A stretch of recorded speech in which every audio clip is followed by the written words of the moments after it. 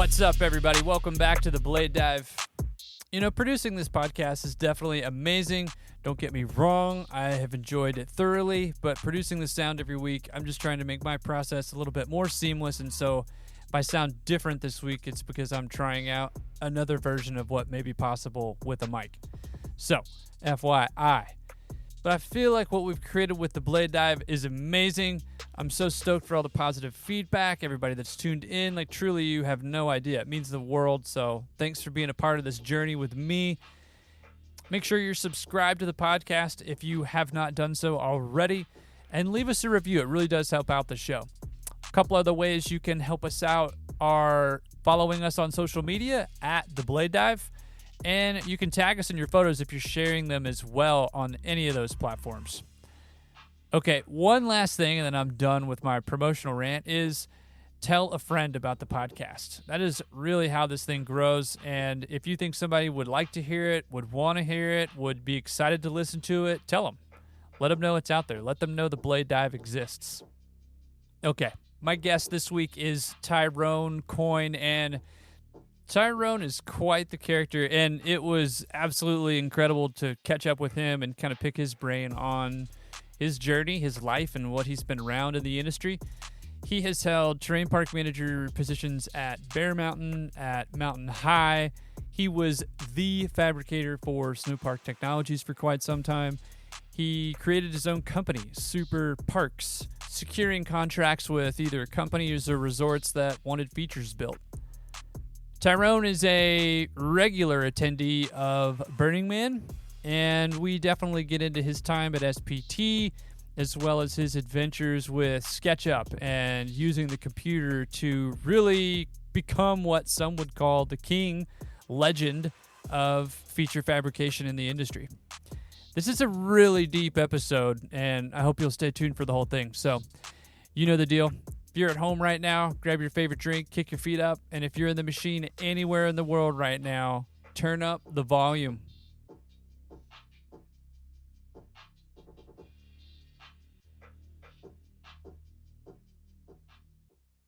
Go ahead and give it the juice. Already.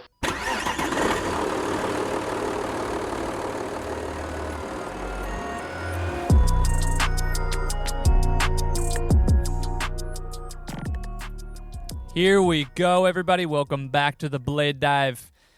Man, I'm fired up about this one because with me in the virtual booth today is somebody that I've wanted to talk to for a long time, as I always say, because I'm very interested in catching up with everybody that comes on the show. But it is Tyrone Coyne, and if you do not know Tyrone, just a repeat of what I kind of introed with already, Tyrone has held Terrain Park Manager jobs at Mountain High, at Bear Mountain, has traveled the United States fabricating features, and is an OG. I would call him the originator of the OG terrain parks, or the resort terrain park product offering around the world. He is one of those dudes that has put that footprint in place. So, man, I could keep going. There were opportunities that Tyrone had starting his own company at Superparx, and I would say that some people within the experience that he's had to work with would call him either the king of fabricating or, if nothing else, an artist within SketchUp. So without further ado, welcome, Tyrone. Hope you are well and stoked you're sitting across from me in the virtual booth. Man, Parker, I'm beyond humbled with that introduction, man. I can't thank you enough for that. And how's it going, man? Let's get after it. Dude, it is going well. Nice. Yeah, and it's even more fantastic now that you are in the virtual booth with me. I'm excited to have made this happen, man. Before we jump into it, I want to take a quick minute and thank our sponsor, Prenoth. This podcast is presented by them, so they help me pay the bills and make this thing keep on trucking. So big shout out to Prenoth for supporting the podcast. You know, I was thinking about there are lots of plosives in that statement there, but you know the deal, dude. We start things off with a special guest question. You cool with that? I am super cool with that. Hell yeah. Well, I'm going to tee this one up for everybody a little bit too, and for the special guest, but your first question comes from Kurt Epler, and Kurt is a legend in the game and is quite the operator himself. He has contributed to so much in the snow industry, and I'm super grateful that he took the time to contribute, man, and he was excited to do it. So without further ado, I will play it for you now. Tyrone, you have always had the ability to be your unique self, never change for any reason or anyone. You keep it real like no other. How has Burning Man and your experiences on snow influenced your love of life and your ability to be yourself and never assimilate? Oh, man. Kurt hit me right out of the gate. I mean, so for one, Kurt Epler, if I just got to throw that guy out some props, dude, is his skill set is, yeah, let's just say that guy's very well-rounded operator and an amazing human being. Thanks for the question. And yeah, I mean, Burning Man and Snowcats, wow, putting those two together, at Snow Summit, if you worked hard, you could be yourself. It was accepted to be yourself. Like, we were pretty loose up there. Like, we had a good time. We pranked each other in pretty heavy ways and talked a lot of crap on the radio, and we had a good time. And I think that really was one of the first jobs where I was able to actually be myself and be accepted. Coming down the line with the whole Burning Man thing, like, my first time at Burning Man, I drove in by myself, but when I drove out there, I didn't know what I was driving into. I don't know if it was even my scene at the time, and I took one foot out of my truck and set it on the playa, saw that cracked playa underneath my foot, and I just knew something was magical about this place. I hadn't been to a party yet. I hadn't drove around in our car yet. I just put my foot on the playa. And the first principle of that place is radical self-expression. And, basically, working at Snow Summit and working with the people I was working with and everybody being able to be themselves, like, I brought that out there with me and saw that it was even magnified by 10, 20, 30. And you could just, the realer you were and the nicer you were, and it just all fit and all locked in. And I was like, pretty much like found myself out there, if that means anything, like, myself. And I know that's a big cliche in the whole Burning Man world, but it definitely helped me to realize that me being me is the best part about being me. And also, the best part about being me is all the room for improvement. I know who I am, and I love who I am, and I'm stoked to still be doing what I'm doing. And, I'll probably do this stuff till the day I die. Dude, you're right, man.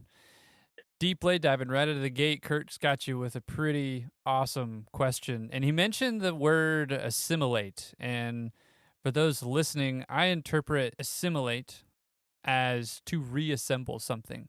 So, for example, you're either taking in information to liken to it or reassemble yourself.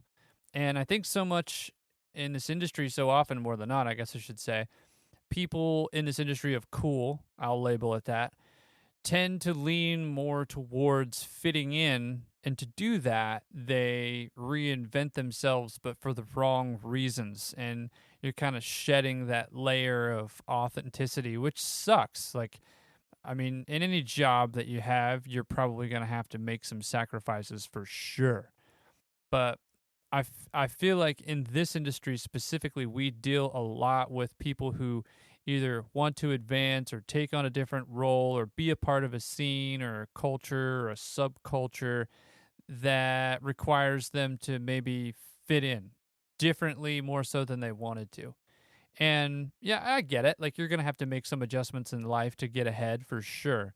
But I don't think that it should come necessarily at the sacrifice of who you are as a person and your morals and your values and One of the things I really just want to make straight up clear on this podcast while I'm talking to you, Tyrone, is that I feel like that's what you project all the time. Take it or leave it.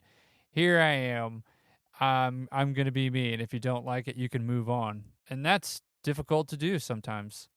But did Burning Man always make you feel that way? Oh, people that haven't been to that place don't necessarily understand it. They think it's all fluffy clouds and rainbows. It's not. It's more Road Warrior than anything else. But it's everybody bringing their own self-expression to the table. And yeah, dude, it definitely amplified, and it's life amplified out there. Like, it's not easy.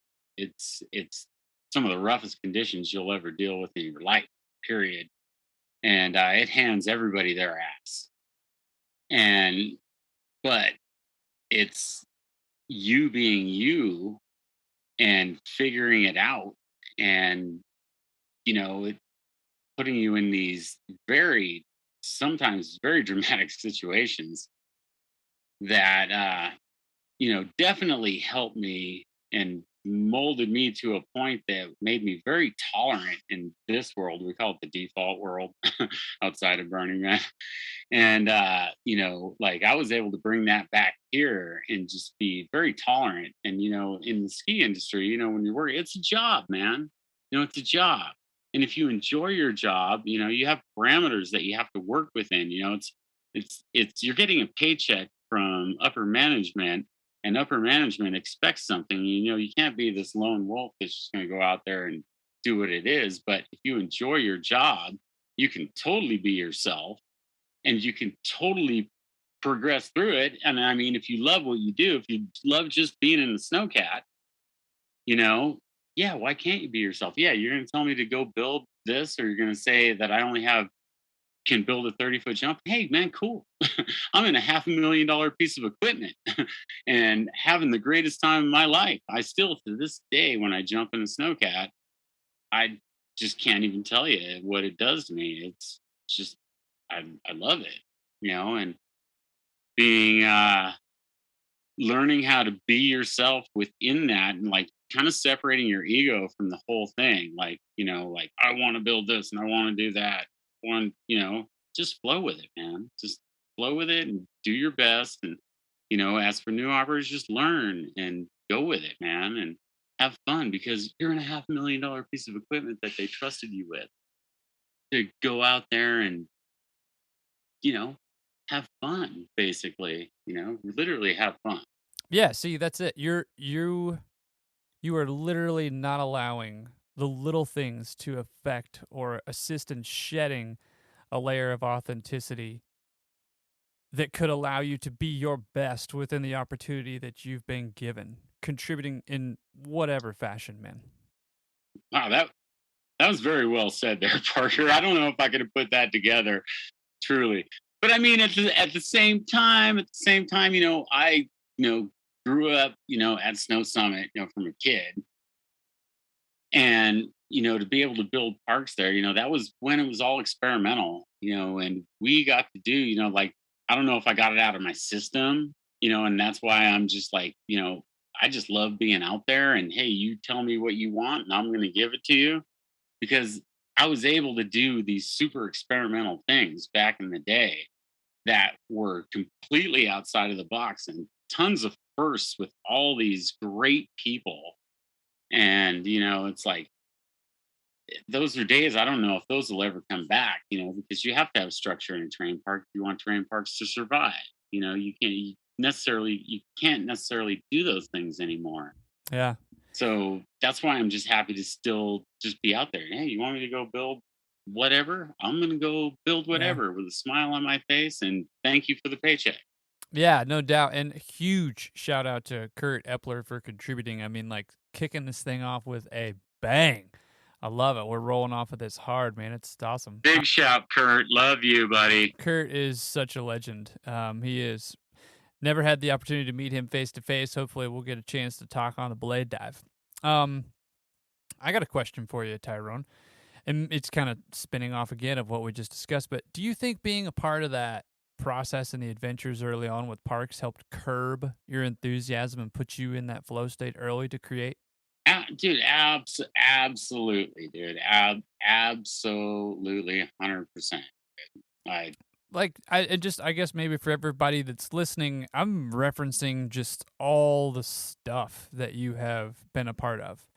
Programs, mountains, builds, fabrication adventures, whatever we want to call it. But I feel like because you've already been and gone and done and you're still doing this game, that having participated in all that has really allowed you to maybe see some of the bigger picture. I could be wrong, I don't know, but it's almost as if you've had time to like fail, fuck up, fix things, figure out who you are, adjust, get back into it, and kind of, marinate for a little bit on how you want to contribute to the industry. Does that make sense? I mean, yes. And, I still like, so Binnell and I refer to as getting your crack, and that's getting that adrenaline rush. And, there's still so much to do on the mountain that is so inviting and so new. I mean, when I worked at Kirkwood with Corley and Binnell and Dougie Fresh, dude, and just the Jedi crew that is at Kirkwood is, I can't even tell you. Like, it's probably the most talent I've seen at just one mountain outside of our old days at Snow Summit. And dude, getting out there in a winch at Kirkwood, holy crap, dude. Like, these run, like your cable's wrapping around trees, you're skinning the bark off them, you're spooling the cable, and these runs are steep. And like that, to me, like that's like this whole different side of it that keeps me excited. Like it's just still to this day, like that I've never been scared in a terrain park. Maybe on the side of a couple, sheer walls or whatever, but you get out there, Kirkwood or any other mountain that has steep alpine, and you're hanging on a thread by yourself in the back. It's 25 years. I'm still as excited as I've always ever been, man. Yeah, see, and this is a subject I wanted to cover just because, or unpack, however we want to term it, whatever buzzword we want to use to describe how we want to discuss the topic. But you just seem like somebody that, frankly, like everybody's different. Every operator, every person is going to be different. Hell, if we were all the same, it'd be a boring fucking world. But it's not like you haven't been in situations where there's been pressure or there's been an issue or there's been confrontation, stress, whatever we want to term the situation. Everybody's human. Oh, yeah. Yeah. But you just seem to have this aura about you that, you're going to be you, take it or leave it. And I think that's dope. But one thing I do want to hit with you really quick is you and Binnell have, bros forever, raised kids together. You took him to Burning Man. What was that like? What was his experience like? That guy has a never-ending plethora of jobs he can take. Like he is a very sought-after human being. And I threw it out there to him. I'm like, hey man, you like operating?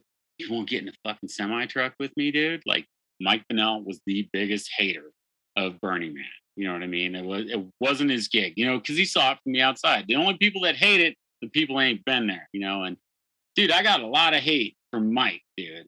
A lot of hate. And I was like, dude, come on, let's get you your Class A. Let's get you in a fucking semi truck. You're gonna love this. And then his nickname is Backdoor Man. He gets to go through the back door. We go through the back door because we're bringing stuff in and we're bringing stuff out. So he's never had to see the main gate. But, I brought him in and I had him out in the yard and I was setting up the cones just like you would at DMV, man. And, helping him out. And it was just so rad. It was like this full circle thing, dude. And then obviously that fool took the ball and ran with it, dude. Holy shit, dude. That guy in the semi-truck is ridiculous. I mean, we're not hauling dry vans for Walmart. Let's just say that. We're running hydraulic trailers, hauling permitted loads, running double 40s. Dude, me and Mike Binnell rolling through the desert. He's in a big dumb Kenworth sleeper cab. I'm in a big dumb international sleeper cab with a 40-foot trailer coming back behind us with a dolly with another 40-foot trailer with 4 20-foot shipping containers on it. And we're drafting each other on the 2-lane. Oh, dude, it's insane. So dude, we're 110 feet long when we're doing that, from tip to tail, 110 feet long. And dude, the smile on this guy's face and what came out of it, and the biggest part of it was, dude, like we get some days off during the burn. We're at the burn 2018, and the people that flocked around us, all friends, and Mike came up to me, and it was the greatest moment ever, dude. And he didn't have to do this because I already knew. He's like, dude, I am so sorry for all the years I talked shit about this place.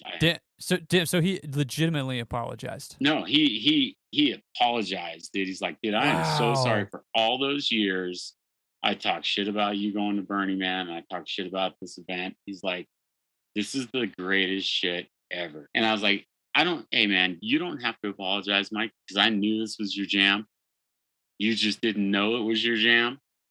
And I was like, are you having fun? And he's like, the greatest time ever. And I was like, that's all that freaking matters. But busting our freaking asses out there. And that's what, busting ass, dude. Like the hardest job I've ever loved in my life. Well, we got to cover a couple more things too, with just the job and Burning Man and the adventure. But one of them centers around you, and that's the middle finger. Like to most in Western culture or pop culture, that's probably like a moderate to an obscene gesture. But you've taken and put in and placed your spin on it with a car and kind of how you use it. But what is that all about? Like, fill us in on the middle finger, dude. Okay, so it was 2014, and I had been burning since 2008, and I hadn't built a car. I've been part of a lot of art installations, and I built a camp, and that's another funny story. And it was 2014, and me and my girl were sitting on top of my buddy's art car, who's actually, his art car has been out there since like 97, and it was actually in Time magazine. Okay. Just a VW bus with a deck on it and some sky chairs hanging off the side. Very rudimentary. And we had spent all our burns on this car. And dude, my girl looks over at me. It was totally her inspiration, dude. And she's like, we need our own car. And I was like, you are absolutely right. We do need our own car. And you're looking around. She's like, well, what would you build? And I was, looking around, and, there's so much duplication out there. There's like 100 fish. There's like full-size pirate ships, wooden pirate ships that drive around, yachts. That's like awesome. You can't even imagine it. It's like describing color to a blind person. And she's like, well, what would you build? And I'm looking around, and that was kind of in, I had a little FU stage going on because of my previous camp and whatnot. And I looked over at her, and I was like, I want to build a giant middle finger. That was the first thing that came out of your mouth. You just said, I just want to build a giant middle finger. Took me about 5 minutes to come up with that. And she looked at me, and she totally respected my vision, and she totally had my back on it. But she's like, I don't think they'll allow that. It's too offensive. And I'm like, I'm building it anyway. And she completely supported me. Shit. Like, if it wasn't for her, it wouldn't have got built. Like, her support definitely helped me get that car built. And I went immediately home after Burning Man, got on SketchUp, and bloop, built that thing. Took me 2 years after that to be able to actually build it. Then we snuck that thing in 2016, snuck it in, which is totally like not cool, and built it in the camp. Yeah, see, like that's the story. The other point I want to bring up too is like you and I discussing offline how all this went down. It's not like you just rolled up into camp and were like, yo, check this out. I got this car. It's sick. It's a middle finger. Like, you got to get that shit approved to even be there. You're supposed to, so it's months. It's like in March. You're supposed to submit your application to DMV, which is Department of Mutant Vehicles. and then a board committee of 11 have to approve it. And it has to be unanimous, and it's unanimous on day or night. Like you can get a day pass or a night pass, or you can get day and night, depending on, what your car looks like in the day and night. And, this thing, it all broke down. I have a toy hauler. I was able to put it in the back of the toy hauler. And that year I was doing an art installation as well. And so I was able to get a pre and post sticker for my golf cart, because that's what this 17-foot tall giant middle finger rolls on, is a gas golf cart, dude. Like, Oh man. I designed it well, dude. Like it's 17 feet tall, 7.5 feet wide, double sided. Anyways, had the pre and post sticker, brought it out there. We built it in camp, and when we illuminated it, holy shit! Because my idea was I was just going to drive it around, and if anybody stopped me, I was going to be like, "It's a giant middle finger," fuck the sticker. Yeah. And I was like, well, that's probably not going to happen. This is going to draw a lot of attention. So me and my girl rode down to the DMV the next day and said, hey, took pictures of it at night and said, hey, who's in charge? And they're like, well, that guy over there, but we're way too busy. It could be 2 hours. I'm like, that's cool. I got nothing else to do. They got couches in there and shit. Sit on the couch and hanging out. And this guy eventually walks over to me and he's like, hey, what's up? And I'm like, hey, this is what's going on. I got this car in here. He's like, how'd you get it in? I was like, well, I have an art installation out here and wanted to, I have an art installation that goes on it. It makes it an art car. And he's like, so you have a pre and post? And I'm like, yeah, I have a pre and post. And he's like, okay. And he's like, well, just to tell you this right now, we don't license cars on the fly. And I was like, I get that. I get that. But can I at least keep it in camp and keep it lit up? And he's like, you can't drive it out of camp. And I was like, it's pretty cool. And he's like, do you have any pictures? And I showed him a picture, and homeboy, dude, the look on his face, dude, his jaw dropped. He's probably like, what the fuck? His jaw dropped because there's nothing else like that out there. And that's what they like. They like new and weird shit. And he took a picture of it with his iPad, ran back into his shipping container, came back out with laminate. He's like, how soon can you get it here? I was like, about an hour. He's like, I only have 2 committee members here. I'm going to go round up the rest. And I was like, wow. I'll be back. Dude, he went back into the camps and found the rest of the committee members that have to decide unanimously.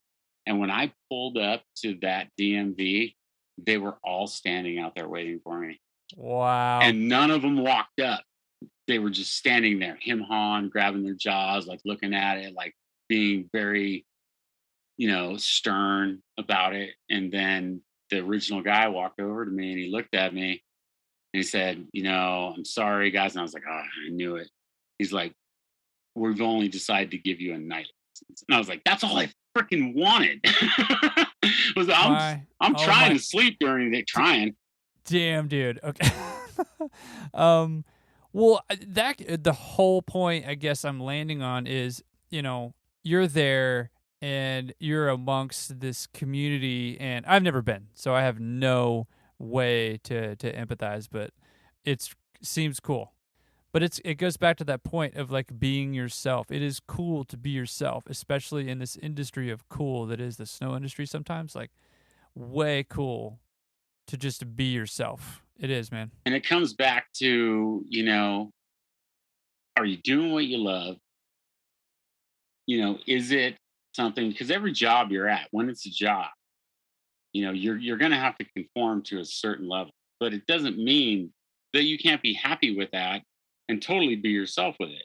This is a job that we do out there on the hill, and it's just finding your place. And if it's not your fit, move on, man. Go somewhere else, man. I've worked at so many different mountains, and gone around and done so many different things. And it's like, I don't know, stability is nice, and stability, and locking in. But, I did that, and I'm at the stage in my life where it's just like, what makes you happy is the most important thing. not what makes other people happy, not anything other than like if you're happy with yourself and who you are and what you're trying to achieve. I know it's a struggle, dude, like in your early 20s, and trying to figure out who you are and trying to move through. But if you are happy, like balance that out, like put that into the equation. Like, this makes me happy. Like, I want to do this. You know what I mean? I know there's going to be, because life isn't easy. Life is not easy. Even when you're happy doing what you're doing, life is not easy. It's going to hand it out to you. But it's like a riddle wrapped in an enigma. Everything is temporary, dude. The hard times are going to go away, and then there's going to be good times. It's all going to pan itself out. But if you know what makes you happy while you're going through these times and you stick to that, dude, like stuff happens. Like that's how Burning Man happened for me, dude. Like there were some rough times, like trying to just, that's how I got into the snow thing, it was like I just stayed true. Like my whole family, dude, like they were like, what do you do? What the hell are you doing? And it's sad to say that like the justification never even really came until that reality show came out. Oh, he's on TV now for what he's doing.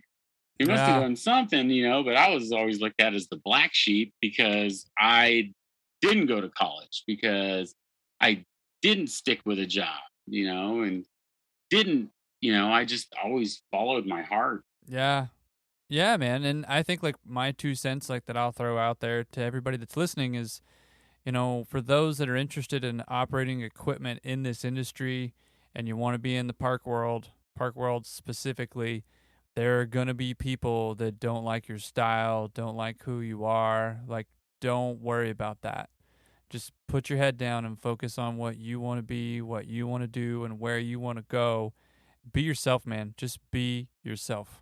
Be yourself, man. Don't let anybody else influence you, man. There's like, there's so much going on in this world where some people feel they got to impress people, or at the end of the day, when you can just be you, everything will just happen how it's supposed to happen. Let's hit the push road question, man. Let's keep this high note going. That was awesome. So I'll play the intro.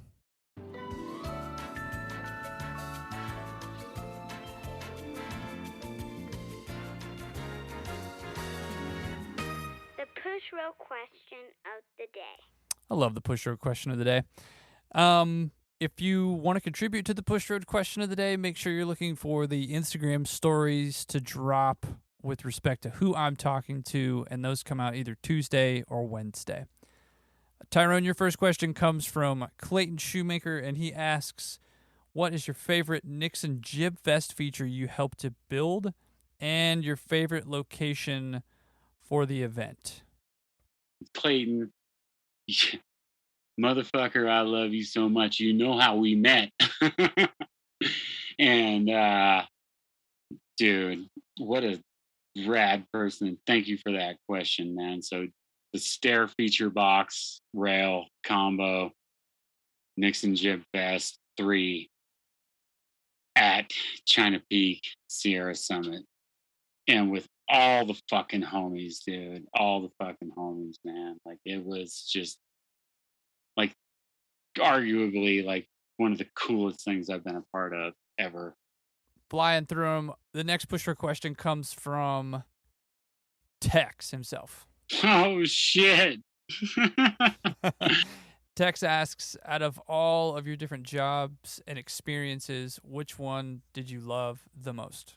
Oh man, I mean, there's just been so many, and I've tried to find love in everything I do. You know what I mean? Like to just keep my stoke alive, and that's such a huge freaking question, man. Like, God, I mean, it's it's the journey, man. It's the journey that is my favorite. And to nail it down, I think that's acceptable. to nail it down to one, is so hard. I mean, from the opportunities that Tex gave me to be a pipe welder that brought me to freaking Tahoe, that was where I still live now, the longest I've ever lived in one place in my life. To, like just so many incredible moments, so hard to nail down, so many opportunities that I had that I'm so blessed to have been given, and I mean, Burning Man, dude, like the fact that I created another, you know, passion project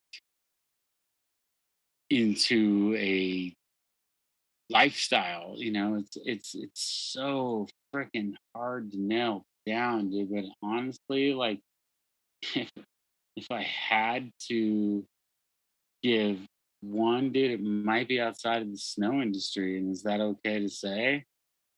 It was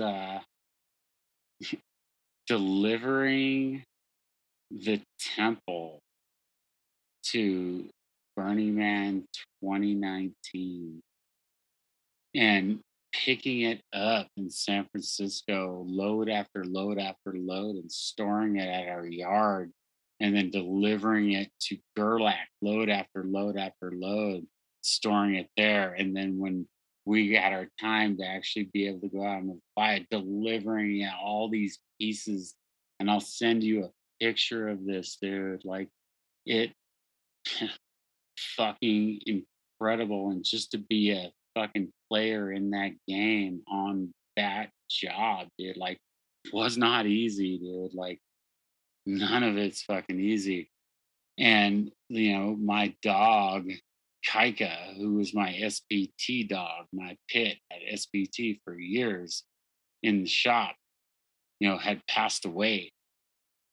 And because I was picking up these pieces, dude, I wrote her name all over these fucking pieces that were freaking 90 feet in the air once they were delivered and set, that nobody could get to. Because that's the thing about the temple is you give your piece to your lost loved ones, and when it burns, it's your release. And she talked to me during that burn, told me I've never not owned a dog. Because she was so good, it was hard to get another one. And she told me at that burn, as that fucking thing was burning, and like when you talk about structure fire, like you can't even imagine. She talked to me and told me that I had too much love not to give it to another dog, and that I need to find another one. And that's on Playa. Bought Sid Vicious, did, found a breeder site, got on the site and sitting in my semi truck and bought that dog. And that was a gift to me from doing that event. And that magic that happened because of that makes that the greatest thing I've been a part of in my life. Chase Richwine has your next question. Oh my God, I love that guy. Well, holy smokes, Chase, I love you. Even though you put a hole in my hand, I love you. Damn, dude. Well, I didn't mention that, but he does have a really good question. It's ahead of his time, Tyrone was using computer programs to map out his fabrication projects. With more readily available programs nowadays, do you think that more builders should utilize these programs as planning tools? I mean, it's called an intelligent idea. You want to build something, everything has to get approved these days. Everything, it's not the cowboy days that I came from. It's presenting an idea to the higher ups that you can actually describe in an intelligent way through a 3D modeled program to implement into the park with the parameters you're given and the ideas that you want to create. And any program that progresses and gets better and better, why not use it? And why not get better at it? And why not dive into that? Because you're going to create a skill base doing that you could actually take outside of the snow, because you learned it throughout a passion because you wanted to do it, and take it outside of snow and become a graphic designer or anything else. But just like constantly learning and constantly progressing is the greatest thing you can ever do. Never stop learning, never stop progressing. Whatever program you use, and creating intelligent ideas that you can present and get approved. Are you fucking kidding me? Chase, you're a goddamn G. That is a straight up rad question. And anybody out there in this world that has not dived into getting into the computer and doing that stuff, it's not that hard. You can learn it yourself. There's YouTube tutorials, and it is fun as hell. Awesome. Well, hey, you survived this week's Push Road Questions of the Day. Well done. Thanks, man. Dude, oh my God, dude. Thank you to all those people that contributed, man. Oh my God, I love you all so freaking much, dude. Too much history there.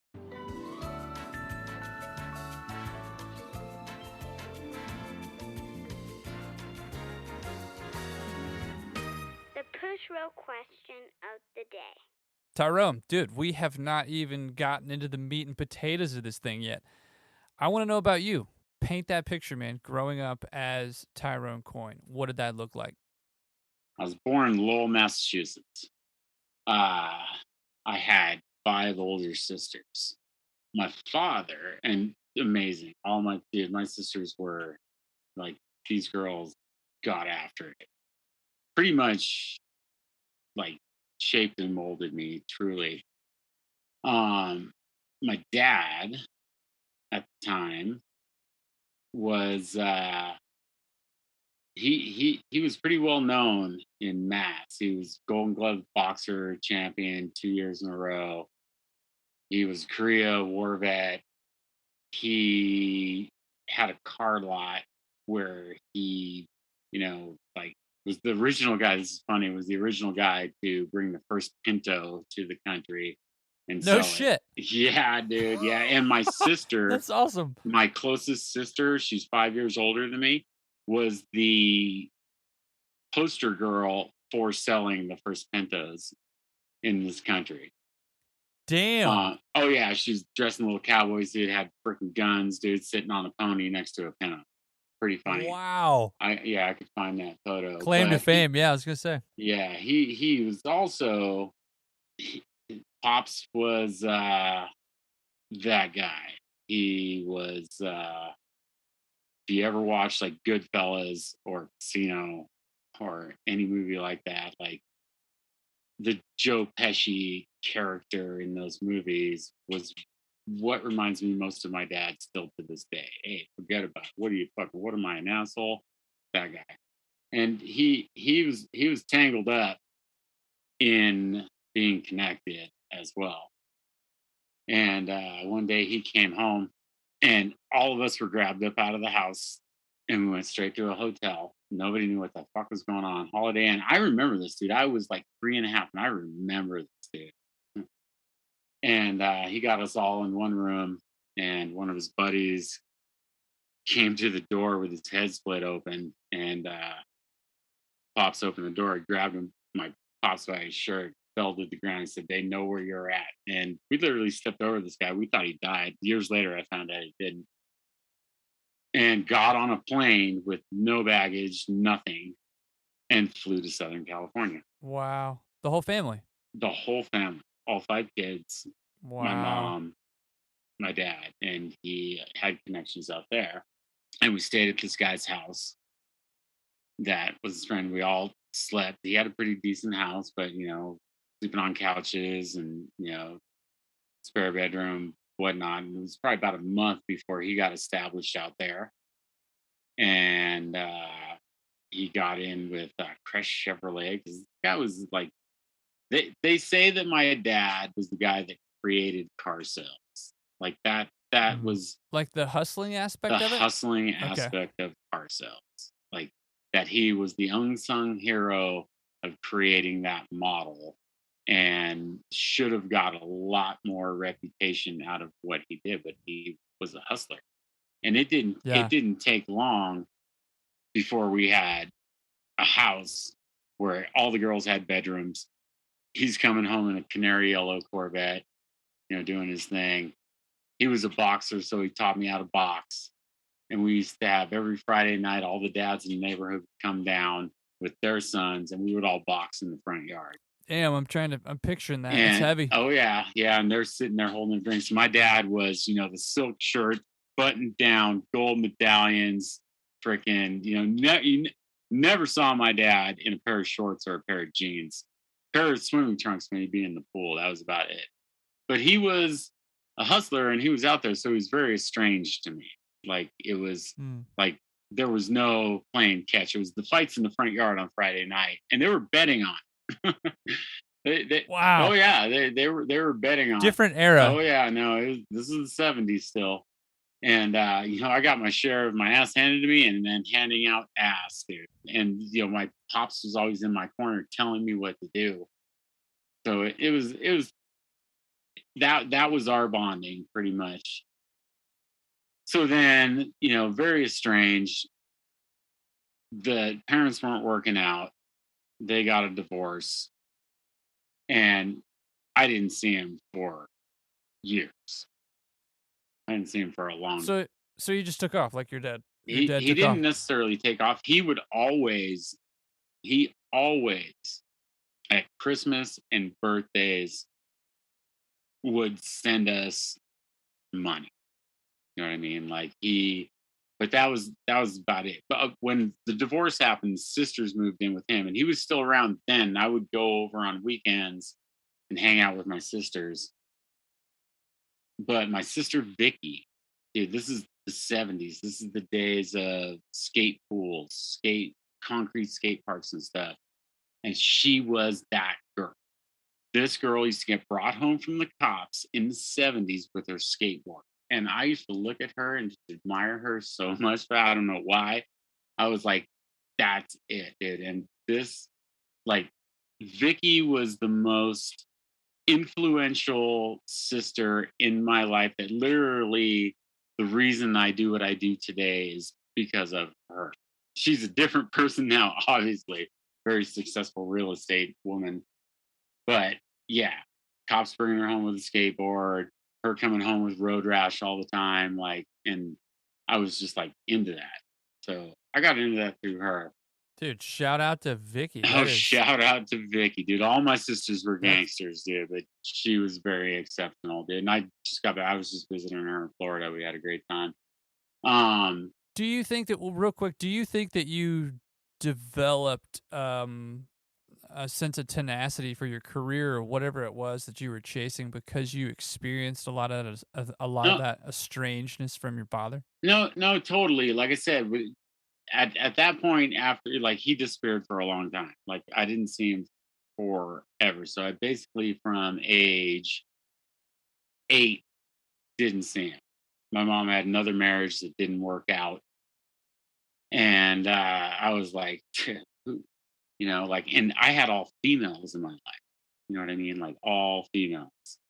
And I'm looking at, men as not being the fucking coolest people on the fucking planet because I saw all the troubles that my mom was going through and my sisters with boyfriends and whatever, you know what I mean? And, ended up getting massive amounts of brothers unrelated from my boys Richard and Ronald to Binnells and that's why I value friendship so much and I value brotherhood even more. I started seeing that side of life, and then I had a positive male role model in my life that was encouraging what I was doing, not hating on what I was doing, literally encouraging. But I had some rough times as a teenager, and he knocked me out once, and I deserved it. And that's what makes you who you are, kind of. It's you got to be put in check. And he kept me in check, and I thank him for it every day. But my mom, that was the one. She was queen of the mountain at Stowe, Vermont back in the 60s and had me skiing back then when I was 3. And I really don't remember that, but I see pictures of it. And then living in San Bernardino, we would always go up to Snow Valley, Snow Summit, or gold mine. Bear was gold mine before it was Bear Mountain. And we would ski. Like, we never got to go up to Mammoth. That was too far away, too expensive.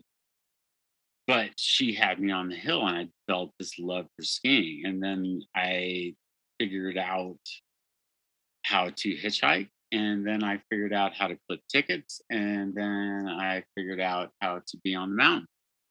And I developed this love for it. And I became what I thought a pretty goddamn good skier for my age. But, you know, that's just you thinking you. But we used to send it.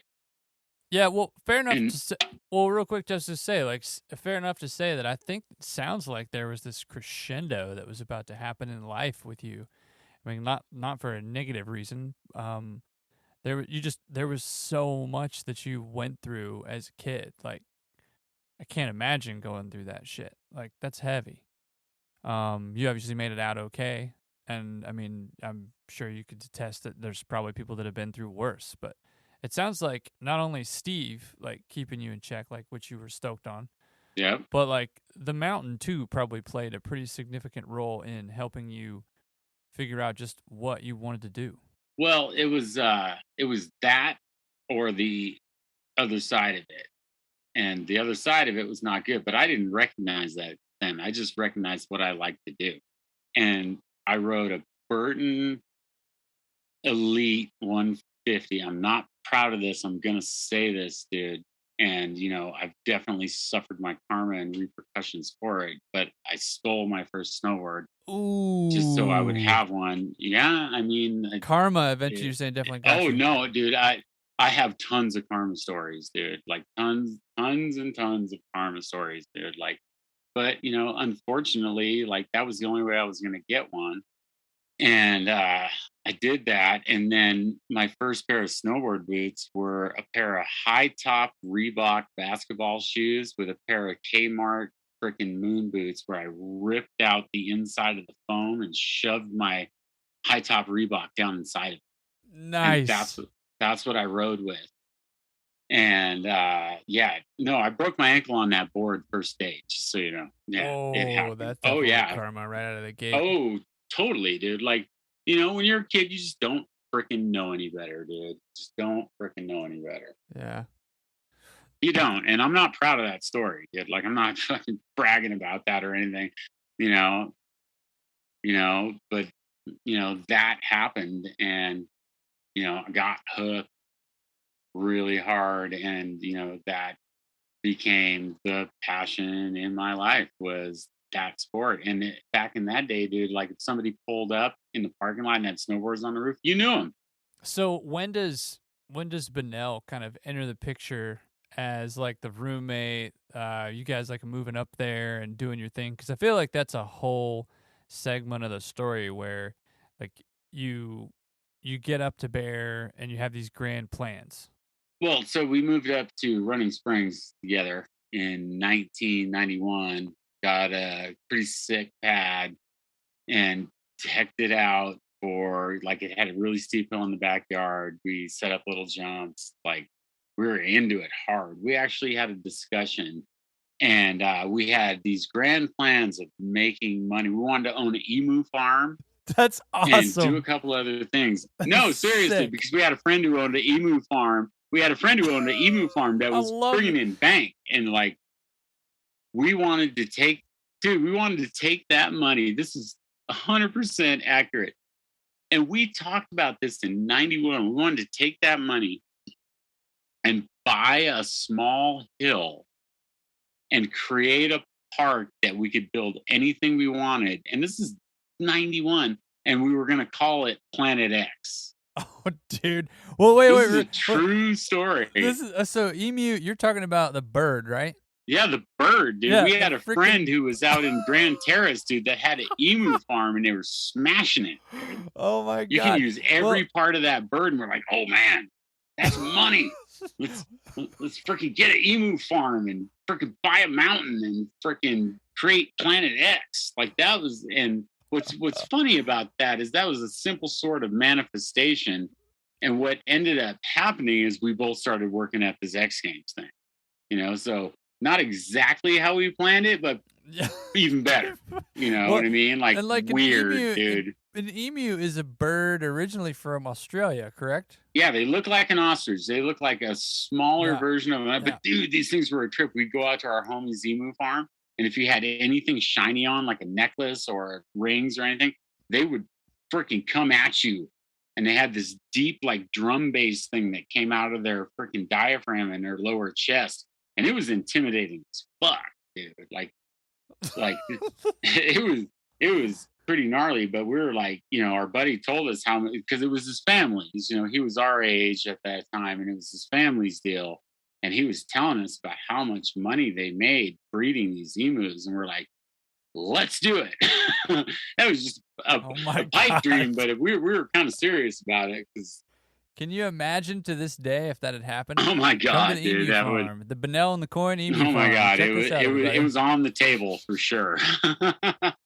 Oh, wow. It was on the table, and with the goal of buying some small hill somewhere. We were actually like intrigued by the tubing hill that was in Big Bear, and we thought that someday we could own that and freaking put up a giant fence around it and build a park in there.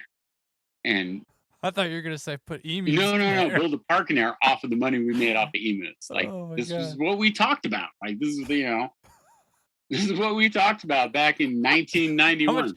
How much? What's that? How much beer was involved when you were talking about the emu plant? Dude, me and that guy drink a lot of beer together. Oh my god, a lot of beer together, dude. Like, can we talk about? Let's talk about a serious note. Let's talk about that manifestation of the idea. You know, where you have an idea. We had a plan. Yeah, and you were trying to take it in a direction that would make everything come to fruition. It doesn't matter, I think, what you're doing or what you're selling. Like, it could be Tiddlywinks or Terrain Parks. You know, you want to have the next revolutionary and thought, at that time, you know, Terrain Parks were so, you know, small. Like, Bear was the shit. Bear was the place you went. Like, I had a pass at Bear in 91, you know, and that was Perillo, like, banging it out, dude, doing it up. You know, John Rice was up there. You know, it was all happening, you know, on a very small scale, Outlaw Park. And that was where you rode. And we're like, dude, we can do this. We can do this. And we can do it better. You know, like, that's what we thought back then, dude. And like, you know, that didn't happen. But what happened was something we could have never imagined. And yeah, dude, crazy shit, dude. Bananas. You probably think I'm crazy for still wanting to talk about the emu farm, but I know that you weren't, like, you didn't stay there. You moved on to somewhere else, right? You know, yeah, the emu farm. So, it, you know, our lease was coming up. Mike was going to move up to Big Bear, and I was going to move somewhere else, you know, and you know, so we were watching videos like Critical Condition and Creatures of Habit. Yeah. And, you know, like Nick Parada and Sean Farmer and like Damian Sanders, even when they were doing that big mountain shit. Like, I was so attracted to that. So fucking attracted to that. And I'd hated competitions, but I wanted to be pro. But I saw these guys were getting paid to just go huck cliffs. So I decided. You're like, give me that ticket. Right. Yeah. I had a friend in Oregon, and I was moving up to Oregon, and my plan, and I had friends in Montana, and I was moving up to Oregon. I had this system of making money up there where I was going to make a lot of money, and then I was going to move to Montana when winter hit, and that's exactly what I did. Yeah, I wanted to make a career out of it. I wanted to make money. You know what I mean? I wanted to make a career out of this, you know, because it was my passion. And I realized that game was tough. And I was like, nope, this is a wrap. I want to go back to surfing. I moved back down to the beach. I was living in Dana Point. Binnell was coming down on a regular basis. We're still talking about emu farms and other things and getting shit going on, dude. And like, I got him into surfing. He started surfing pretty fucking good, dude. You know, we were trussels, like world-class break. You know, like, we're not talking Florida or fucking anything like that. We're talking world-class shit. And got him into surfing, and I'm like, dude, you're down here every fucking weekend. You're hanging out. I was like, and I got a job with my stepdad cleaning pools all along the fucking coast of Laguna Beach and fucking Dana Point. Like I never even had to touch the freeway. It was a fucking dream job. And surfing every day after work. I was like, dude, Mike Binnell, dude, come down here and fucking, dude, Steve will give you a job. And he's like, no, dude, fuck that. He's like, my boy's doing things, dude. You should come up, get back into the snow game. I'm like, dude, fuck that shit, dude. Like, I'm so over the snow. He's like, no, dude, it's happening. I'm telling you. And who he was talking about was Chris Gunny, Chris Gunnarsson. And he talked me into it, dude. And I dropped freaking Surf Life Dana Point and moved up there. And the rest is fucking history after that. Well, this is a crazy aspect to think about, but if Montana had worked out, yeah, that'd have been a whole other ball of wax. You'd maybe be somebody different. I don't know. But we just talked about earlier in the show not changing. But what about the Snowcat? Like, was when you got in with Mike and Gunny? When did that happen? He's like, dude, we'll get you in a cat. He's like, we're doing things. We're doing things. Like, this is good. Like, and I was like, I thought I didn't feel like at that point in the game, dude, I was like, there's no future in snowboarding. And that was the exact opposite of what was going on. He convinced me that there was more than I could even imagine.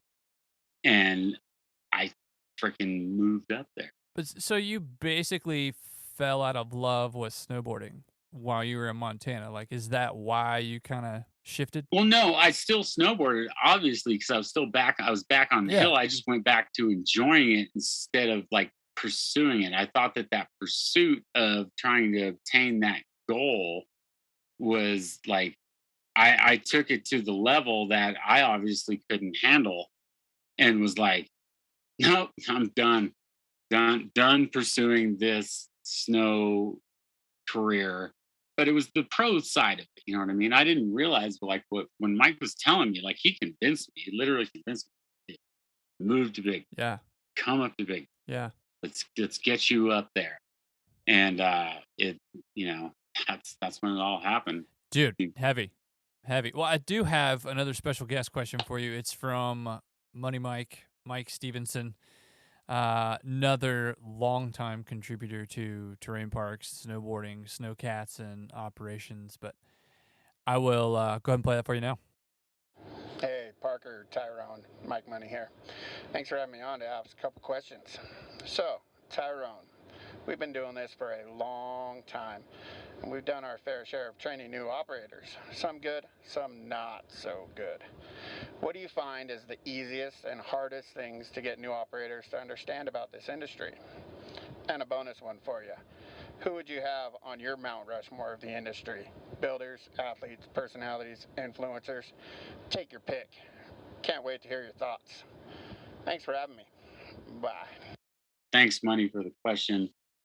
Love you, brothers, so freaking much. And that's a deep one, dude. Like, that's a deep one. New operators coming in, especially coming into the park program, you know what I mean? Like, you'll get kids from, day crew, like wanting to get in, like super passionate and wanting to do things, but it's such a different animal from what they're used to.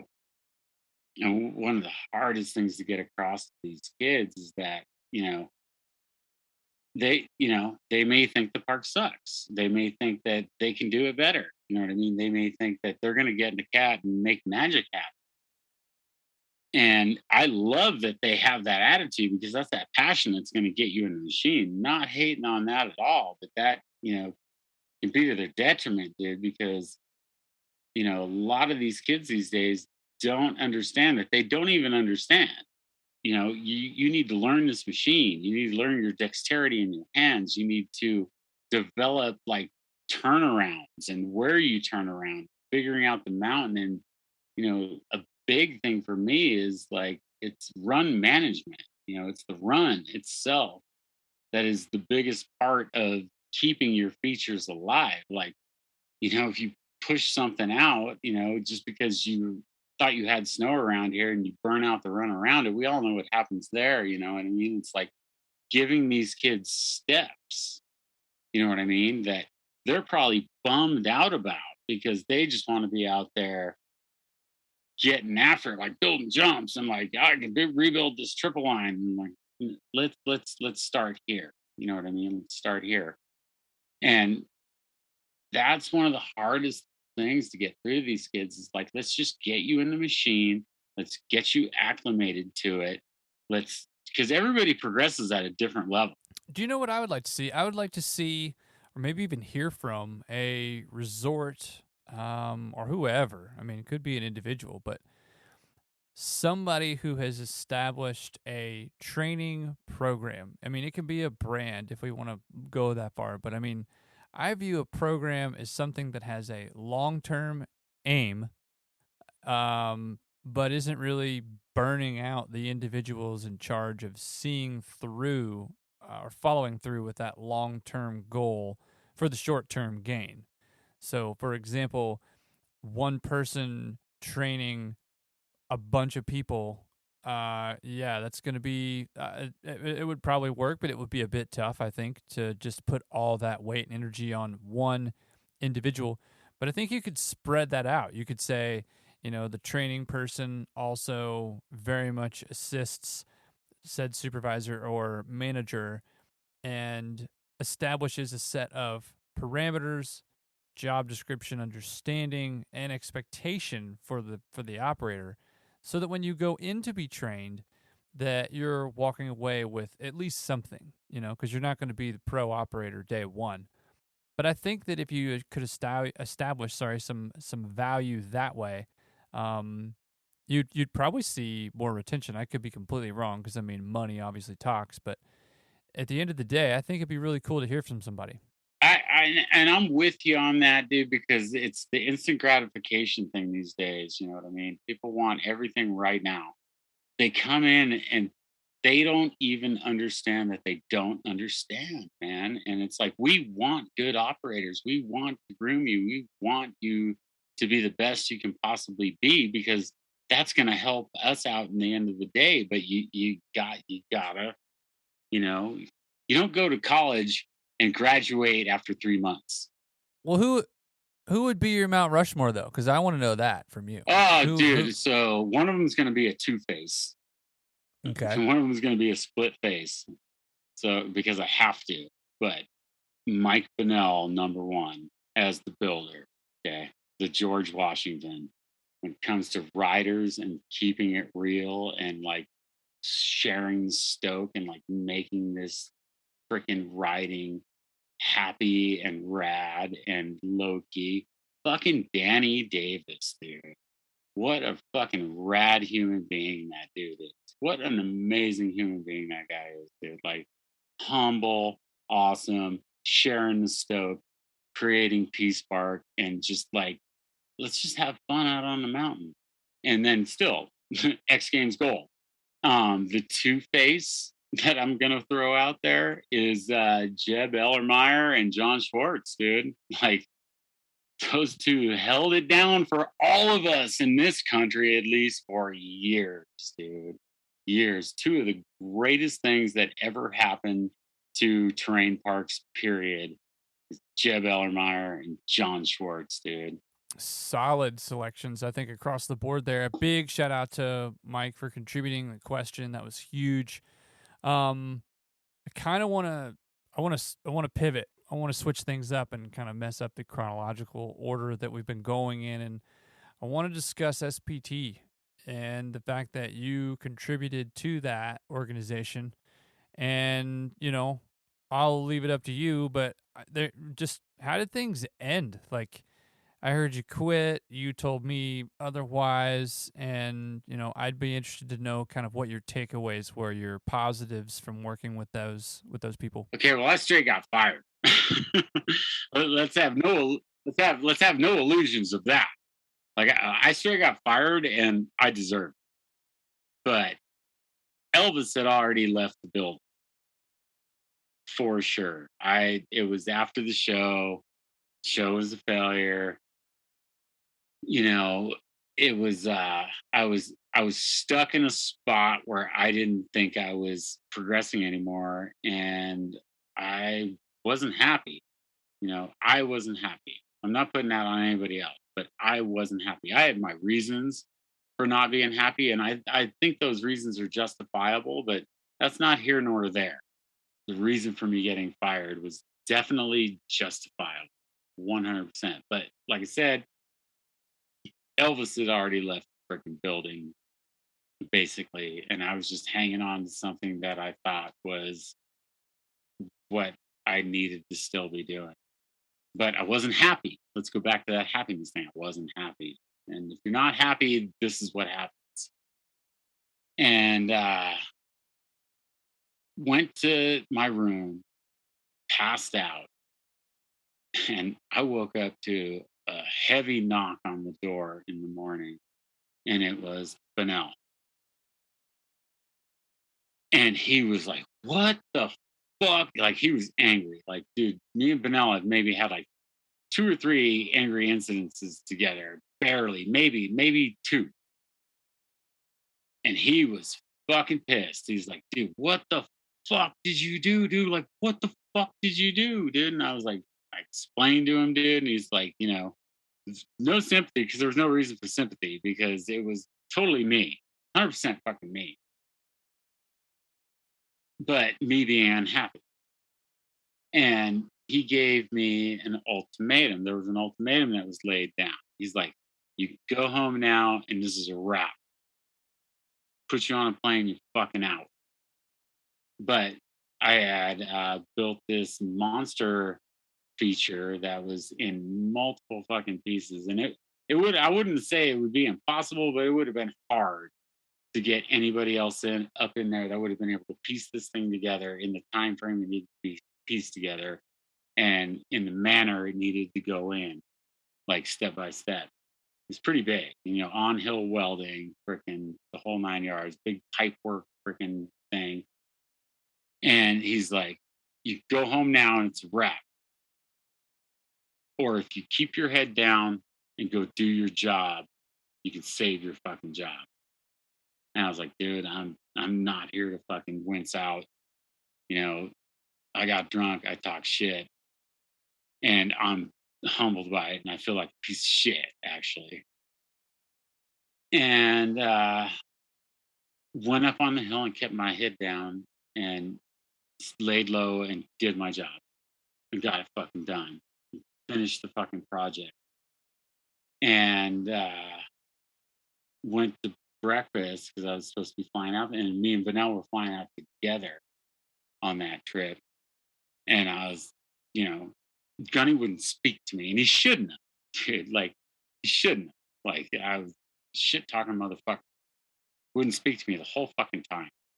And like, I'm a dog with my tail between my fucking legs, dude. Like, what the fuck did I do? And at breakfast that morning before we flew out in the catering tent, I got the handshake from Gunny and thank you. And got on the plane and went back and got fired on the spot. And I didn't.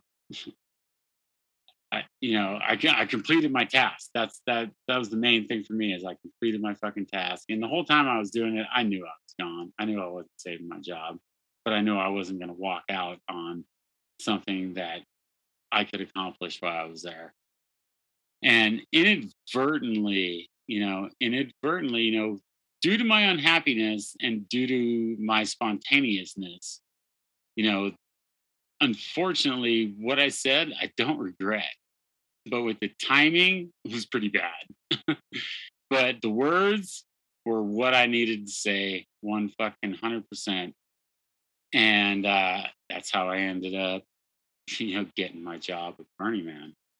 Which, real quick, what were I'd just still want to know, I'd be interested, like, your takeaways, like, working within that organization, doing what you did, like, you did some cool shit.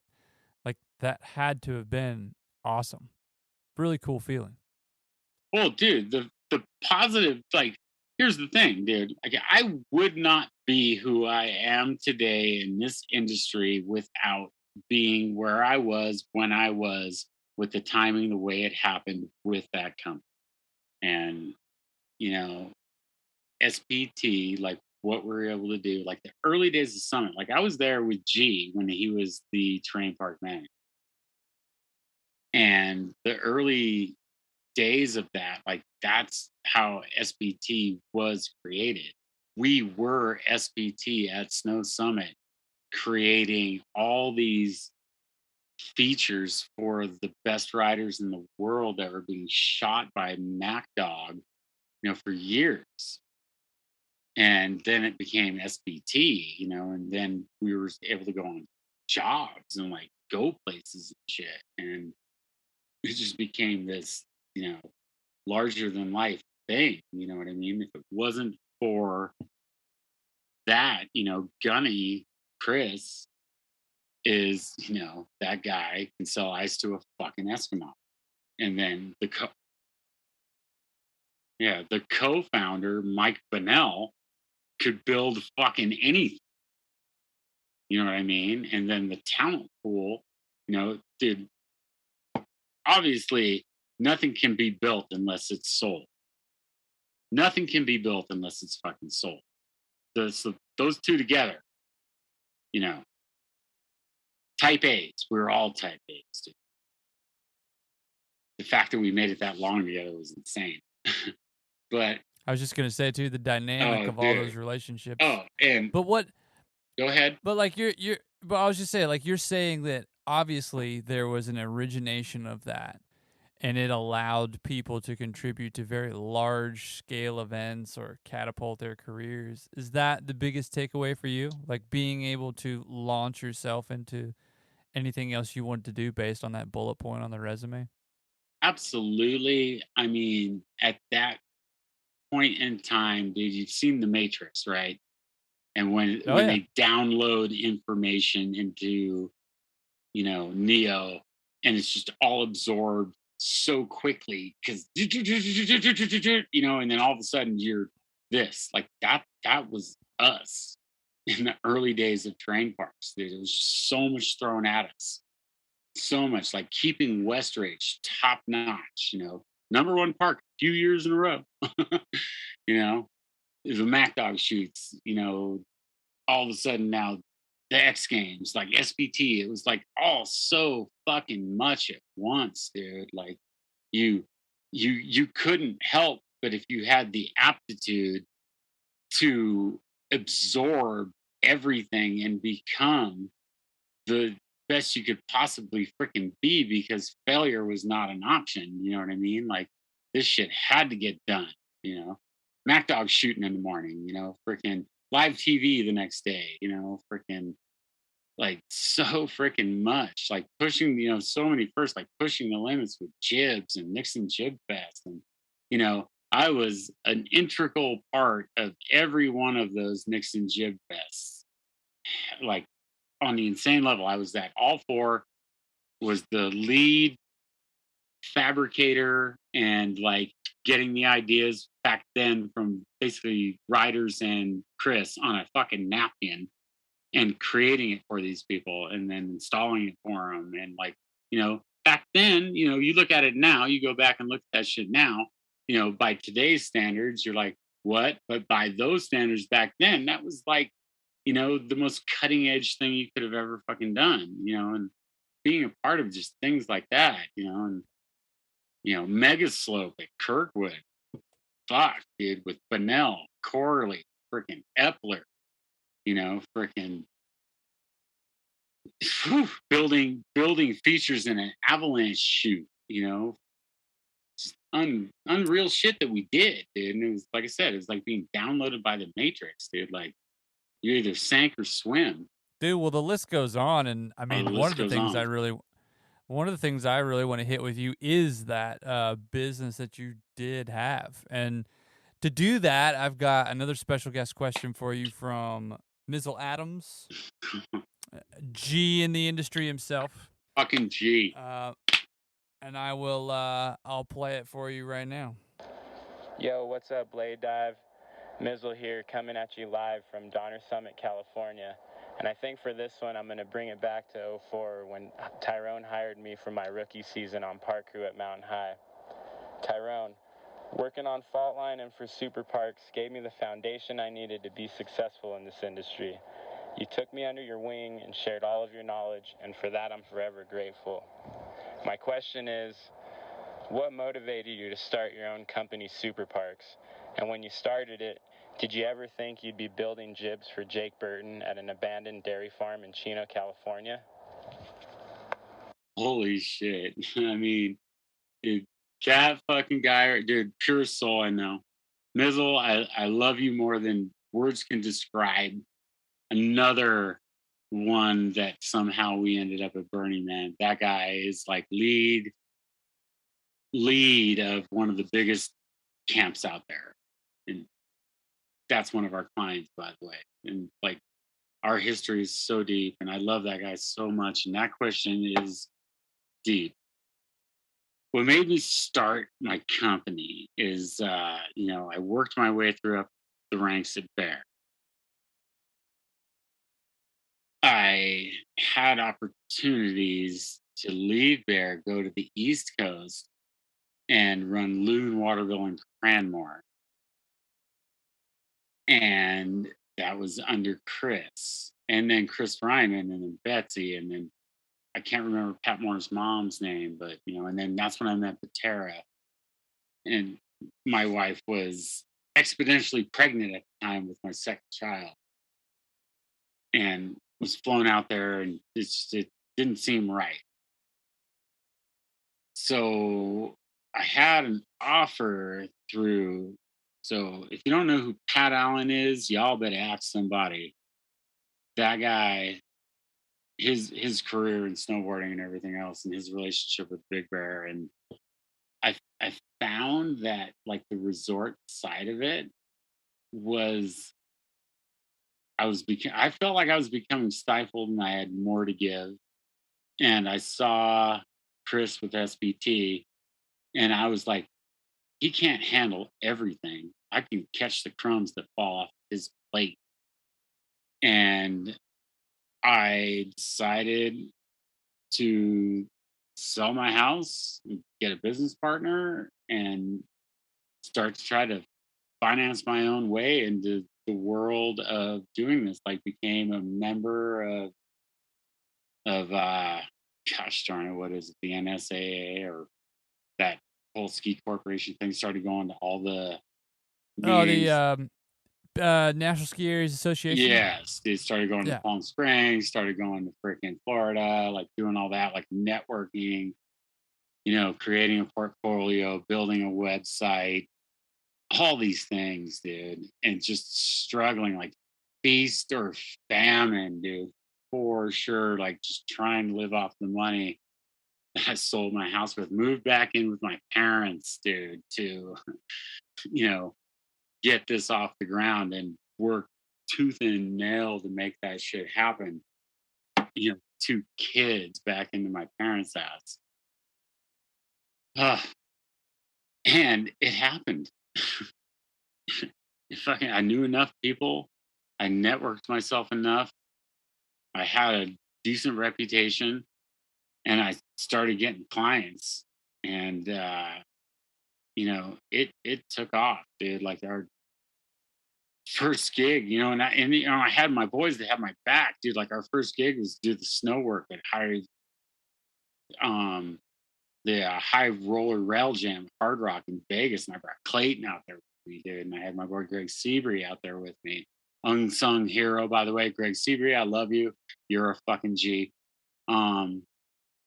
And just had all these people at my disposal, dude. And ended up on the East Coast at Sugarbush building them a rail fleet. And I was out there for like 19 weeks at their shop building them their rail fleet. Like, it was bananas, dude. And while I was there, word travels fast, and the East Coast, I'm not going to say they were behind, but they weren't at the level we were at. And we were bringing our style of jibs to a mountain in Vermont. And, we would walk into freaking bars, and like the record would stop, and it wasn't positive. There was some hater vibe going on. And, Burton, a couple guys at Burton, freaking Toby Grubb, and my boy Ian, they caught wind that there was some guys from SoCal building rails, and they came up to check it out. We all hit it off immediately, and they were like, "Hey, you want to do our Queen City Sessions event downtown Burlington, Vermont, in front of City Hall?" And we became good friends with the owners of Sugarbush, and we created a marketing plan to be like, this could be really good for you. This is Burton. This is their home event. This is like what they've done for years. They're going to put your features out there with tagged with your branding. And it's like this great collaboration. And they were like, fuck yeah, let's do it. So we did that, created great relationships with the sole interworking people of Burton. And they're like, we want a jib park around our building. Would you like to do it? This is the headquarters you're talking about at Burton Snowboards. Headquarters, okay. Burlington, Vermont.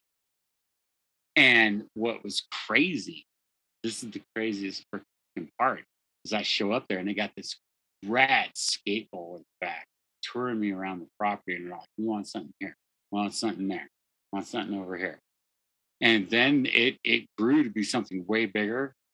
I got kiboshed, and we're not going to get into that. Maybe on the next episode, but that one's super deep.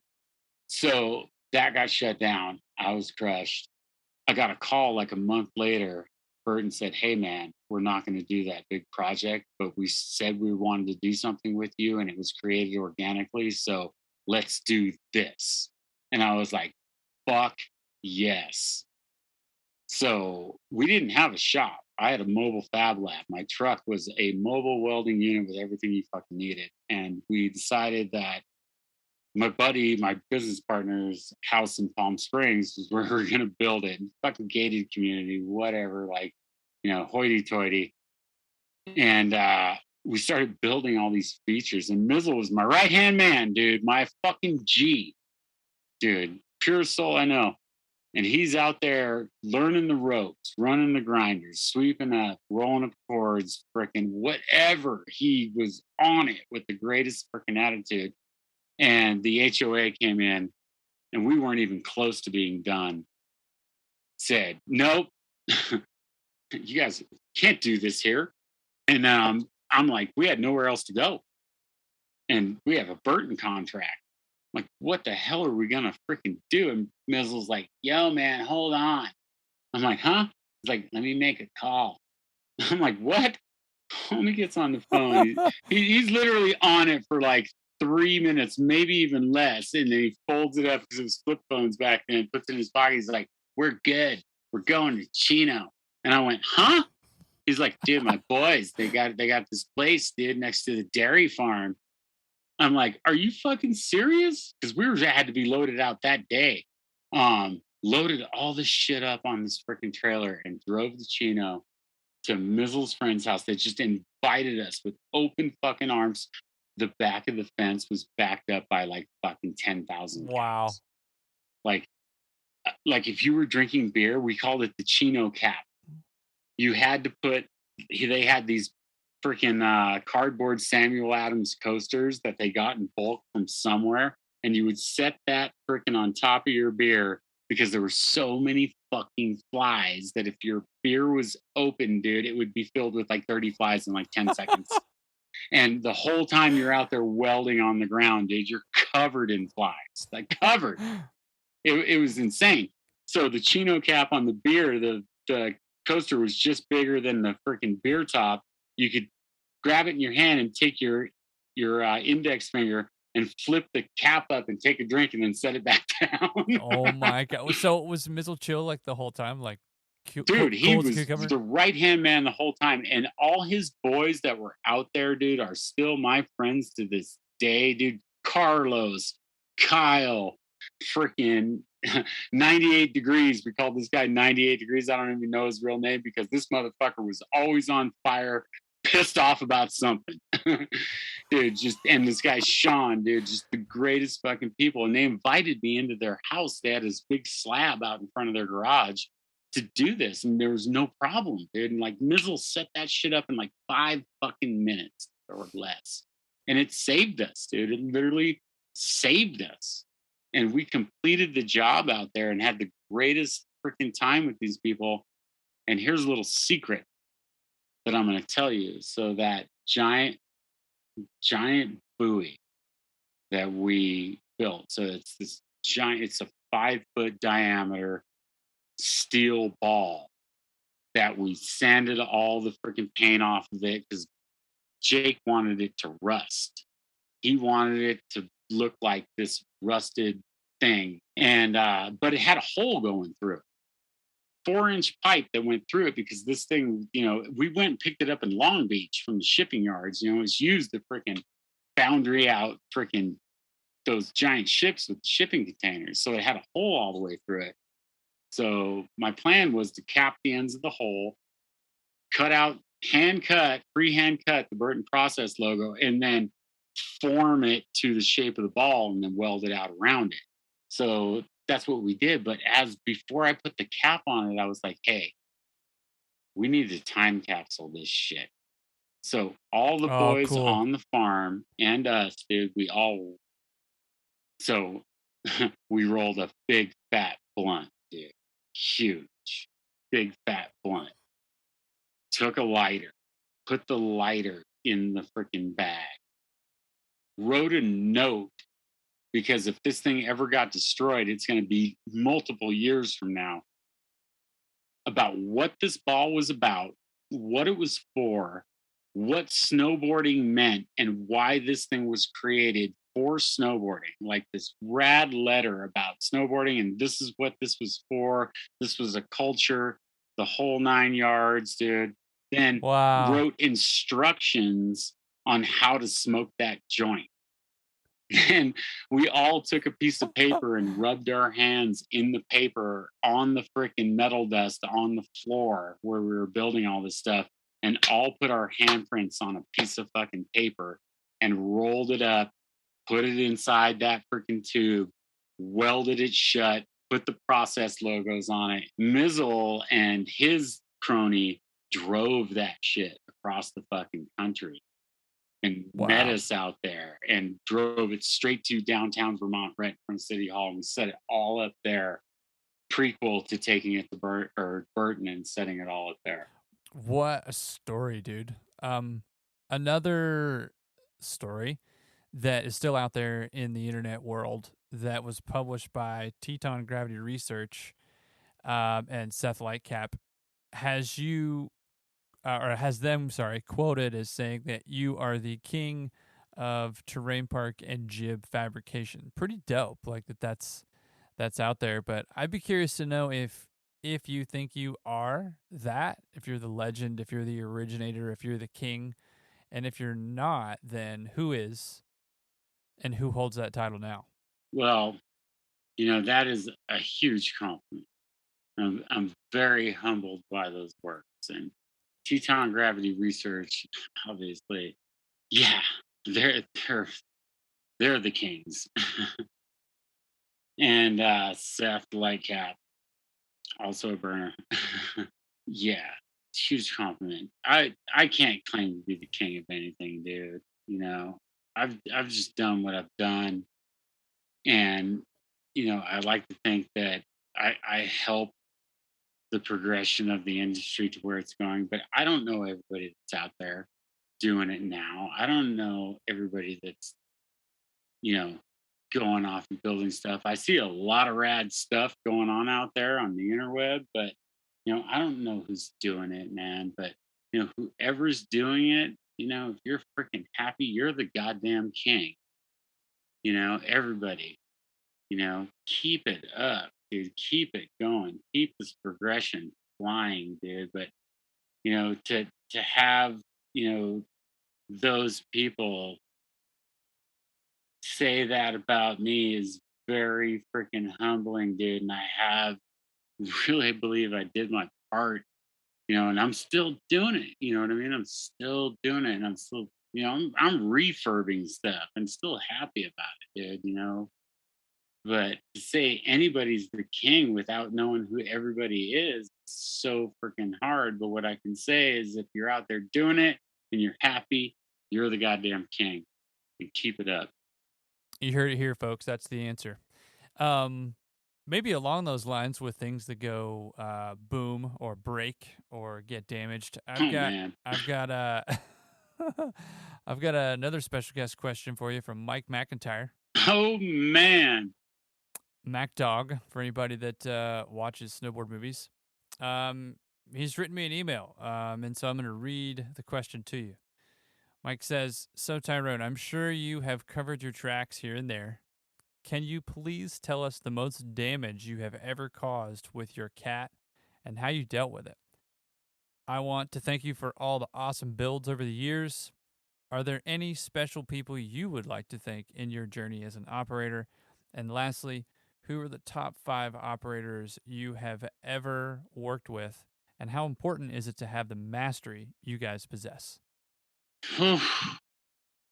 Holy smokes, man. Coming from that guy, dude, like I said, dude, one of the biggest influencers of modern day snowboarding to this day, that guy. And also one of the realest people I'll have ever met, down to the bone. The most damage that I ever caused to a cat, oh man. I'm pretty gentle on the machines. Like I know what they can handle. Like I've had a few mishaps here and there, but the most damage I would say, like for me personally, you know, and unless Dogger saw me do something else. Dogger's got some dirt on you, dude. He's got some dirt on you. Unless he saw me do something else that I don't remember, I would have to say, you know, it was that Boreal, and I was in a demo, and we had it wrapped all woodward, and it was black, and I nicknamed it the Dark Knight. And sometimes you get cats, dude, that like don't necessarily cooperate right out of the hole, and like just need a little fine tuning here and there. And dude, I was backblading a rail takeoff with this thing. And accountability is everything. If you're running the machine and something happens, it happened while you were operating it. You know, whether it was your fault or not, that shit happened while you were operating it. You are accountable for that. And I was backblading this takeoff, and I, you know, pushed up a little over the lip, brought it back to square it up, and it was dragging it down to make it good. And on my drag down, the rams, the freaking lift rams, locked up and wouldn't let me lift the blade, but I still fully backed up with the tension that I had on it at the lip to create the square. And both lift rams folded in half. Folded in half, dude. Like it was like I'd never seen anything like it in my life. I was like, what the fuck? Whole like massive damage, dude. Like and it was a demo. And it was, we had only had it for like a few nights. And who did I call up? I called up Timmy Hay, you know, because he was the acting supervisor at that time. And we had only had a few nights together. And I'm like, Timmy, come down here. You got to see this shit. And he came down and he was like, what the fuck? I was like, dude, I have no idea, dude. I have no idea how this happened, dude. But it happened. And it happened while I was operating the cat. And it all got worked out at the end of the day. And it was still kind of a mystery, you know, what created that incident.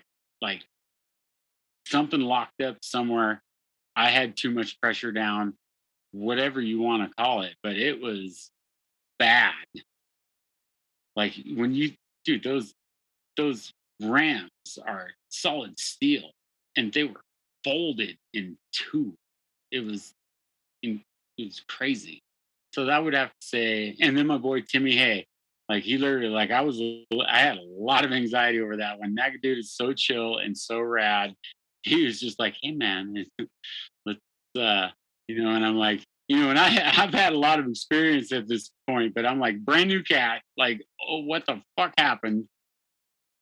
And so I would say that was the most damage that I had ever caused to a cat with full accountability, but had no idea how that happened, but still trying to investigate. Top 5 operators you have ever worked Top with. 5 operators. I mean, we kind of touched on that earlier, but I'll throw in number 5, Binnell, Frank, Corley, Elliot, Columbo, dude. Columbo's not in the game anymore, but what he brought to the table when he was in the game, dude, like his skill set, his eye for time management, like his perfectionism through building, like not having the sculpt after he did it, but doing it while he was building it, like just type mentality, dude. Like it's, years of experience. The guy comes from Mammoth, dude, wow, and but there's just too many operators that I know that I feel like I'm leaving out, that it just saddens me because there's way more than 5, there's way more than 5. But if I had to choose 5 and carve out a rock, dude, I'd throw that out there, dude. Those ones.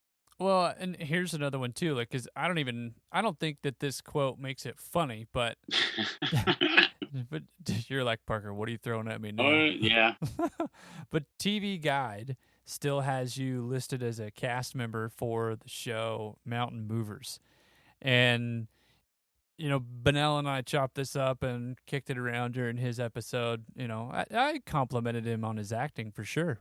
But I want to know what your experience was like, maybe some takeaways there. But did you have fun? I guess is what I wanted to ask too. Well, so I'll start this off like we were all kind of apprehensive and excited at the same time. Like I think everybody was excited that this was going to happen, but I think everybody was also a little apprehensive. Like it was new. We didn't know what the hell we were getting into, and we just wanted to keep progressing. But when it came down to it,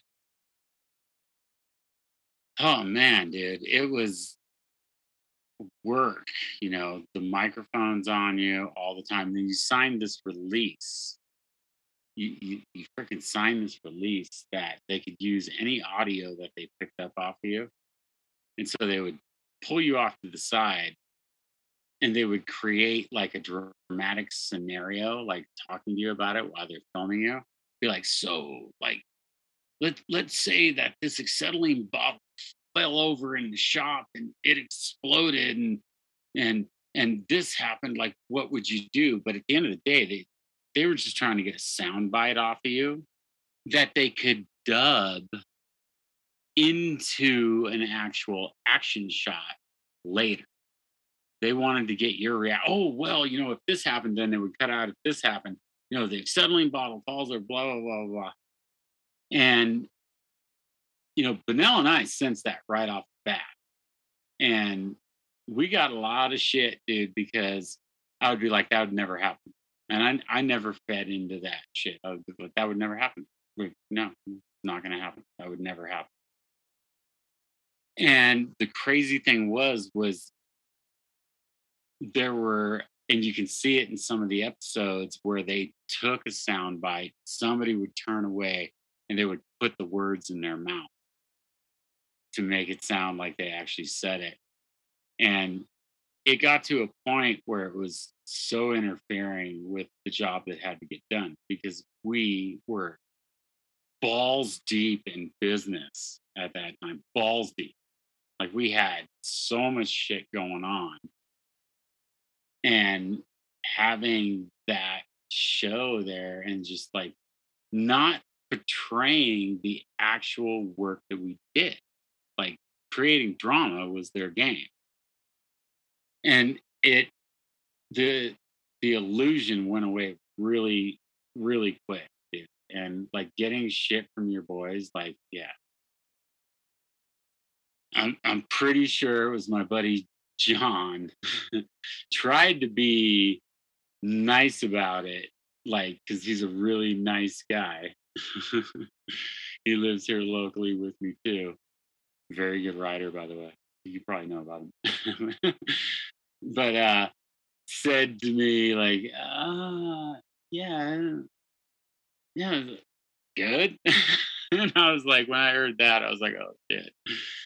And I knew it too, and everybody else knew it too. It wasn't what we wanted. I don't think it was what Chris wanted either. You know, I don't think it was. When I was thinking National Geographic and all this stuff, I was thinking more documentary style stuff, and not necessarily trying to hone in on personalities or anything like that, but more like a documentary of like what's actually going on was how I envisioned it. And it was more like, let's create drama fest because that's what people want to see. And when it came down to people giving a shit, I mean, dude, we're driving a Chevy on the freaking snow. And I was there for all this. I think I was the guy actually driving the fucking Chevy with a freaking just a ratchet toe strap going to the blade of a fucking snowcat, making it look like we were pulling the snowcat across the snow because it was stuck. I'm like, are you fucking kidding me? And then loading that snowcat fully tracked with the tiller on, blade on, onto a gooseneck trailer behind that same Chevy and driving it on the road. I mean, these are things that never happen. So that's where the shit talking came in. Like, are you guys fucking kidding me? This is so it became this joke right out of the hole with the people that actually knew what was going down outside of the world, dude. Like the people that were watching the snow that had never been up there, never seen a snowcat, they probably wouldn't recognize that, but the homie base did. And it was, you know, the staging of things, like it was a huge failure. But no, like I said, dude, we all wanted to try. Like there wasn't anybody, you know, like not, you know, like I said, apprehensive and excited at the same time, but we all wanted to try. And, you know, you learn through failure, and that was a fucking failure. It was a failure. And I, you know, like I said, my family watched that show and was like, oh, he made it. He's on TV, fucking blah, blah, blah. But it was like from the aspect of people that actually did this stuff, it was like not entertaining. And I don't think it was very entertaining to very many other people in the world, but I do believe that it could have been. I do believe that. Yeah. I thought the concept of the idea was really cool. I really did. I do believe I that believed in that. Like, but it was, you know, reality TV, drama sells. You know, you watch Deadliest Catch. It's fucking drama the whole time, but they're getting after it. But it's always some drama thing. Yeah. You know, we were new to all this. We didn't get that, and when we found that out, it was you know, became a nuisance to have these people around us. A fucking total fucking nuisance in your way, wanting to recreate scenes like, you know, oh wait, can you do that again? I'm like, no, I have a deadline. And but you like almost had to, and then it was so fake, you know, it was sad. But there could have been I think a better way to have done it where it would have been more captivating, more real, more documentary, less drama. I mean, like you saw the intro, it shows the snow, a fucking wall ride falling on some guy, and all they wanted to push was what could go wrong instead of what we did right. Yeah. And I did notice that too. And then going back, like I know the episode of Sierra Tahoe is still on YouTube, and so going through that one and looking at that, it was like, man, all right. But the overall idea, the scope, the concept of being able to push something that was cool, that would showcase the reality of what was possible for building parks. I think it was there. The passion and the idea to be able to create something like that was there, but that's not what I saw unfold on television. It's interesting just to get your take and get Mike's take for sure. And it was that whole like limelight thing, you know what I mean? Like, the attraction to the limelight. Like, we went down for our first, like, where they put you in the room interview type thing in '08 at Summer X Games. And it was just like all so surreal, dude. Like, they put you in this room, they had cameras on you, they had the microphone hanging over your head, And it was just like, whoa, like, what the fuck is going on? Really? Like, we're fucking park builders and like this is happening. Like, it was so surreal, dude, and very attractive, but very just like so out of our box, and it was years after that the show actually freaking happened, but it was always in the topic of our roundtable meetings and everything like that. And then it actually happened. But that year at X Games, dude, we used to go to this, after party at House of Blues, closed down private just for athletes and builders and freaking everything, but for summer. And there's like 300 people there, and like Aussies on stage. Like, I'm leaning on the stage like Aussies. I'm hanging out with Sharon Osbourne and Jack, and like just having this great time. Like, you're on this like super freaking high.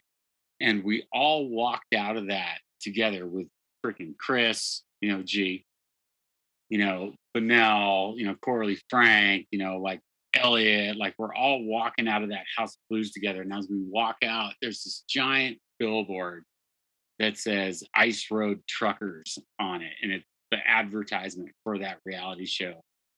Chris looks up at that and he's like, that's going to be us. And that was just, so attractive, dude. Like, because there was the possibility of that happening. You know what I mean? Like, and it was just like so foreign and weird. And I was like, how did we get to this level? And it was like,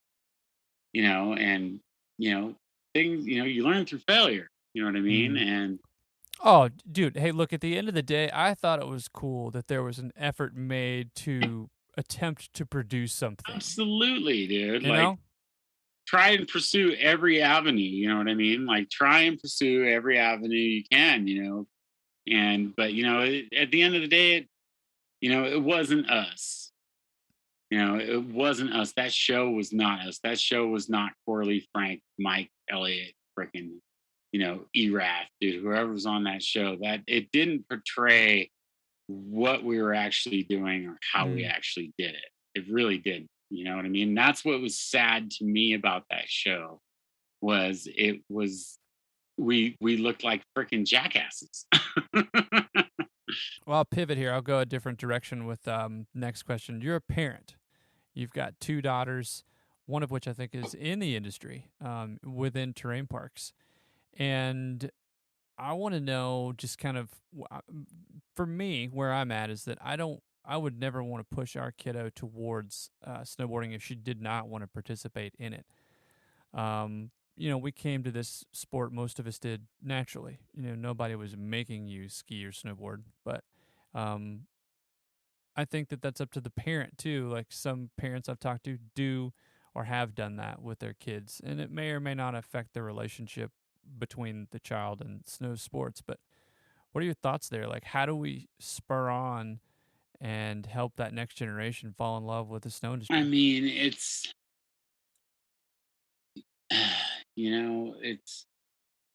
I'm going to go back to like maybe relationship side of it. You know what I mean? Like, but the new up and comers that are coming up, like Mike said, the kid that's riding up the chairlift and sees the snowcat parked in the yard and is just so intrigued with it, and just like, it's kind of like, whoa, that's one avenue. But, with my kid, I was obviously a part of something that was, going on. And at the same time, like I saw the soccer moms, like shoving stuff down kids' throats and like saw kids, I could name one that's pretty famous. you know, you know, that's the scenario that worked out. But you just got to let kids be who they want to be and do what they want to do. And I had Ireland and Snowcat in a baby seat. Just to give my wife a break. In an old freaking MP, and she would just pass out. It was great. That's awesome. But those kids grew up around these events, and I would bring them to all these things to where it was commonplace for them to where it became boring. But they were at the same time like, this is what dad does. You know what I mean? This is what dad does. And never, they always had the top of the line equipment. Thanks, Jeff Beliba. And always had access to these mountains. And, we rode a lot together as a family, dude. And, very young, dude. And they had the world with their hands, but it was never like, shoving anything down your throat. It's more about just like having fun, Mm. And it's crazy now that my oldest, Ireland, has now moved to Truckee, and a big part of that was, she wanted to change the scenery, and she grew up there and like wanted to be close to dad, which means so much to me, dude, because we have such a tight relationship, as well as with my youngest daughter. Like, it's on so many levels, dude. It's insane. Like, those kids don't hide anything from me. I don't hide anything from them. But Ireland's like, I want to ride more. I'm gonna come up and get a job. And she applied with Brian without even telling me. And Brian's like, hey, I got a somebody put you down as a recommendation. I was like, oh yeah, who's that? And he said, oh, it's Tyrone Coyne. I went, oh my God. I was like, hey, hire her, freaking give her a shot, dude. And she came up there and slayed it and did a really good job, and is like slated now if she wants to continue, which it seems like she does. Like, she's slated with interest to get into a snowcat this year. And it's not necessarily what I want my child to do, because I want better than what I've done in my life. But at the same time, it's so flattering and awesome. And she's young enough to, do this and get into it and be like, this is me or this isn't me. But it's the decision she's going to make for herself. But, she actually told me at that quarter pipe event, you drugged me to so many of these things when I was a kid that I was over it. But this, now that I'm a part of it, I'm so stoked to be here, and was like the first one out there freaking raking between breaks and like just wanted to make things good. And it's like, it's so weird to see that, man. It's like fucking crazy. And like, I show up to work and she's getting off of work, she's day crew. And I'm like, what a fucking trip, dude. And like, it's hugs and loves, but inspiring kids to be able to get into this industry, man, it's like,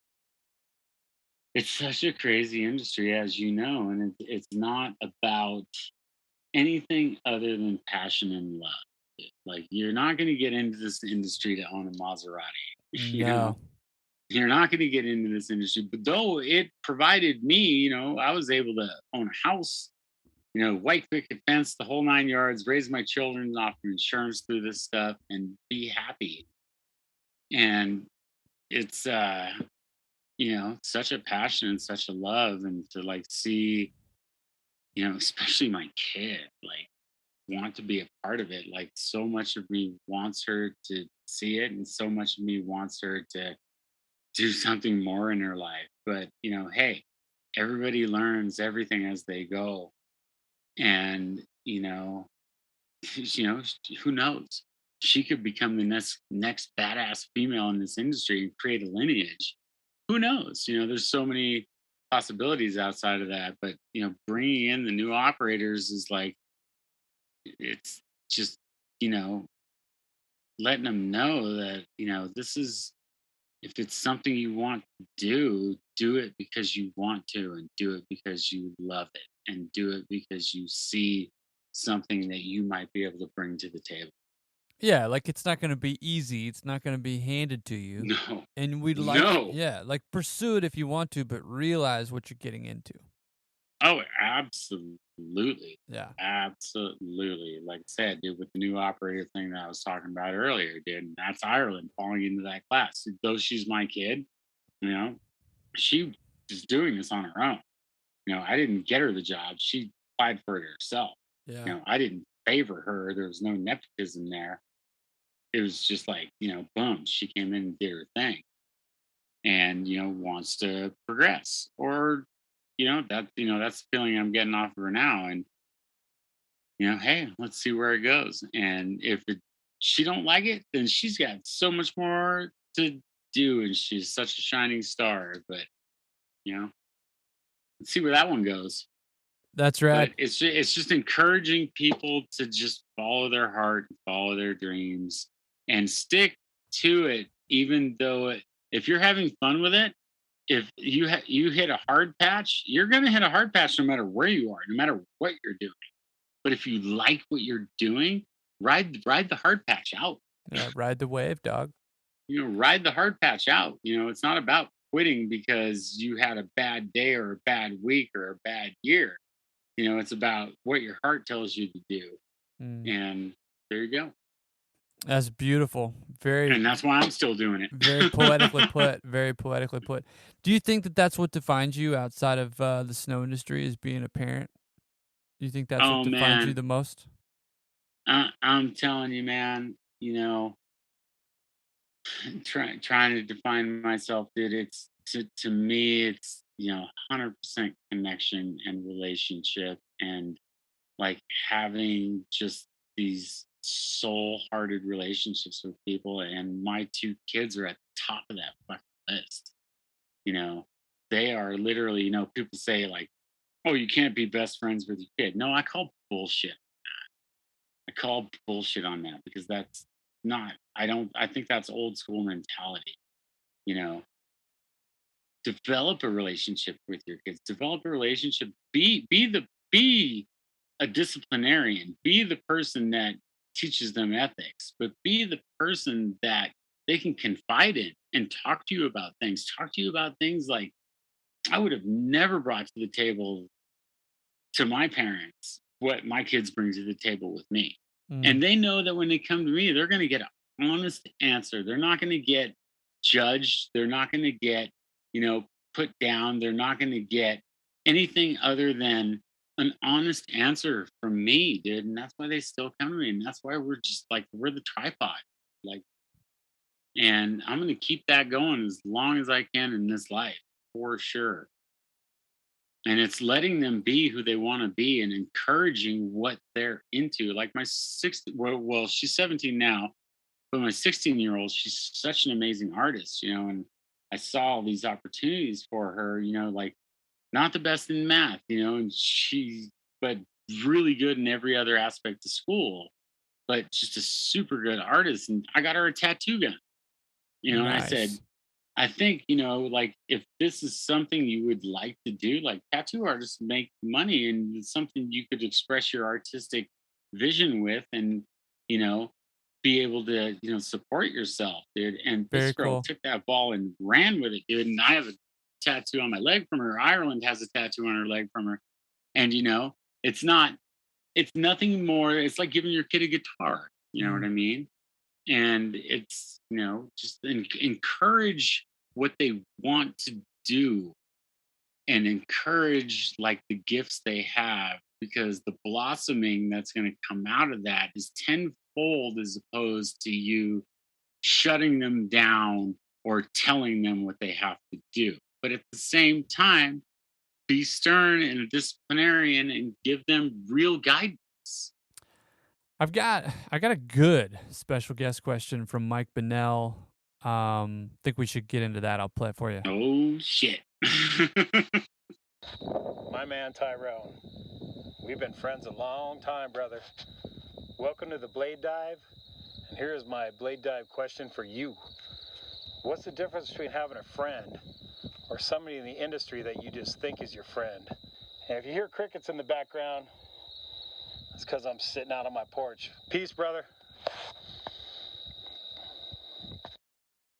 Friends in the industry from people that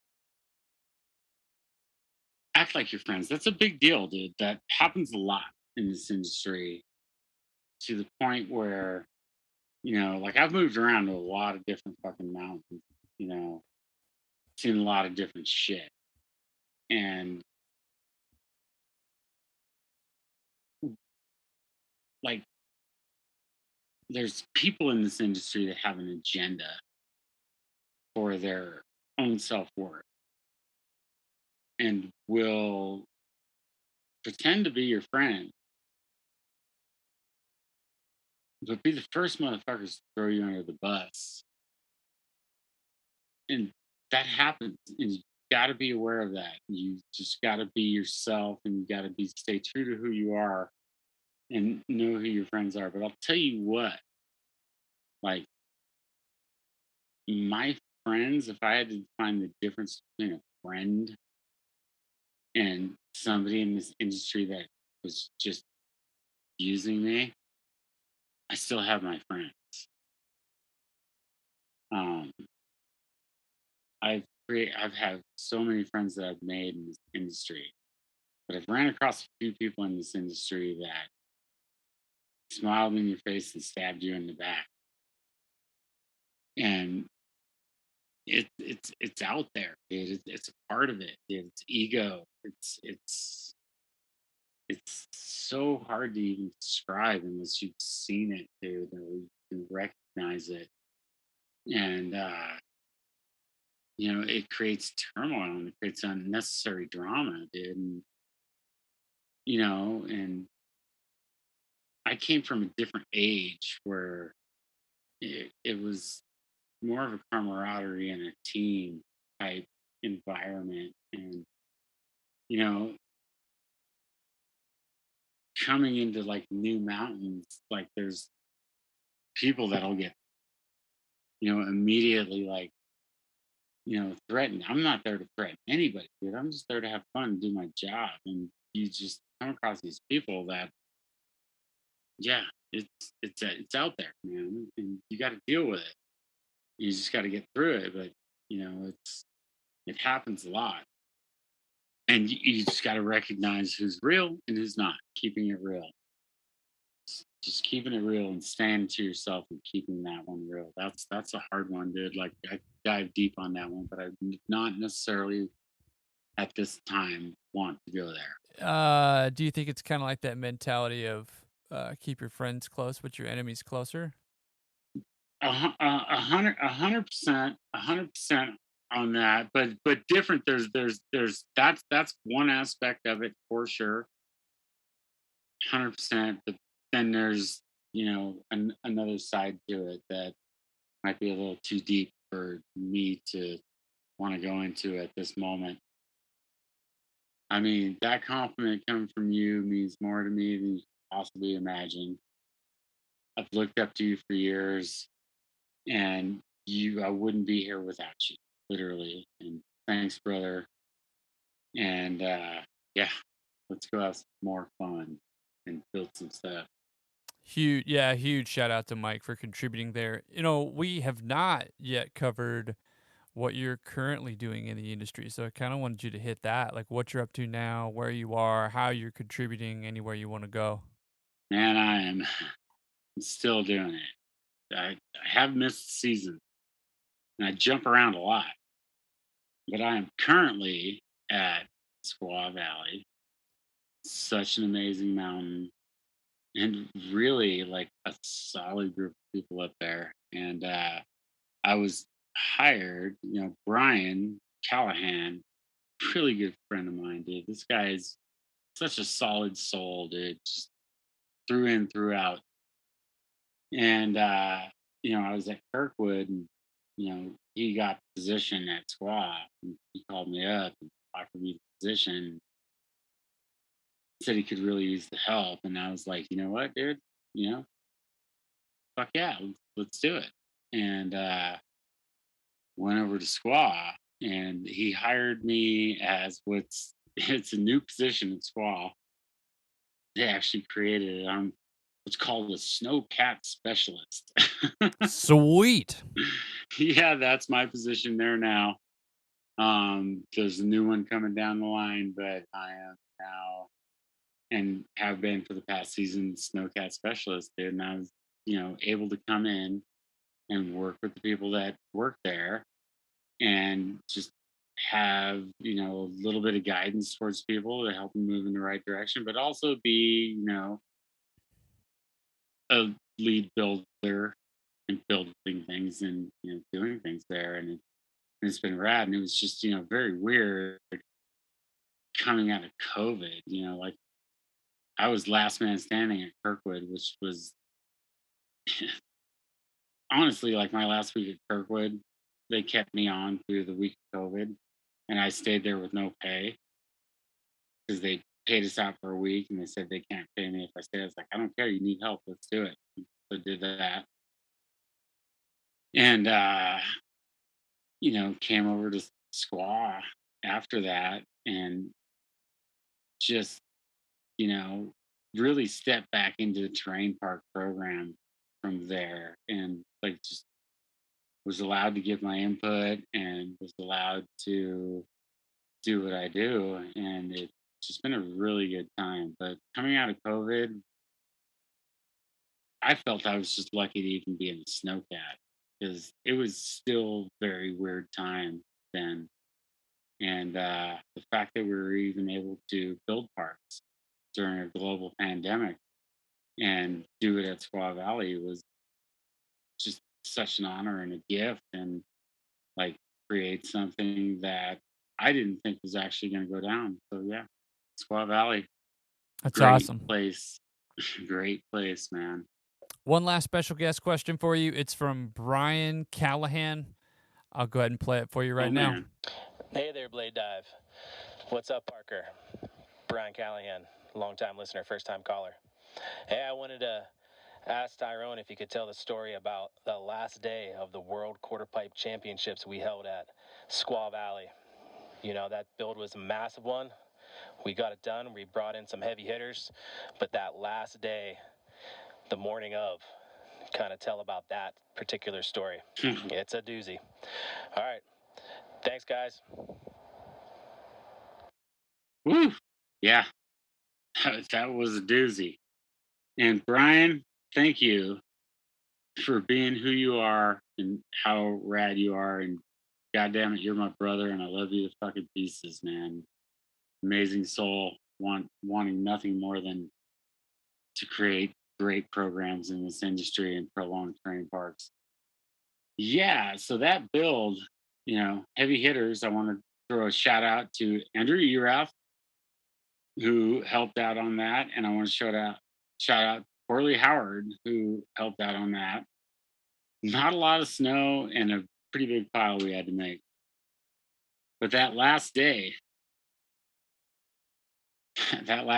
so, it was the finals and whatnot. And I'm not kidding you, it was mid-May. And we were having 80-degree temperatures during the day. And at night, it was like 49. Warm, not ideal. And we were talking about a quarter pipe. Pretty big. It was 25 feet tall. So it was 3 feet taller than the 22-foot cutter that you had to match from the top with a training shovel. And not an easy feat, but, achievable, all part of the game. And that, day two, it was a 3-day thing. Day two, we're getting ready for the finals, and I'm cutting, and my boy Phil is up on the top, and he's matching the tranny to my cut with the 22-footer. And it was absolute ideal conditions, man. Just slush, sloppy, smeared in, great. Like, it was amazing.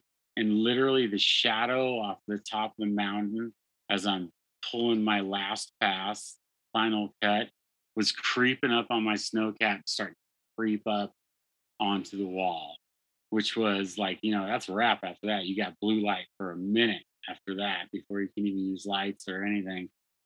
And it was done.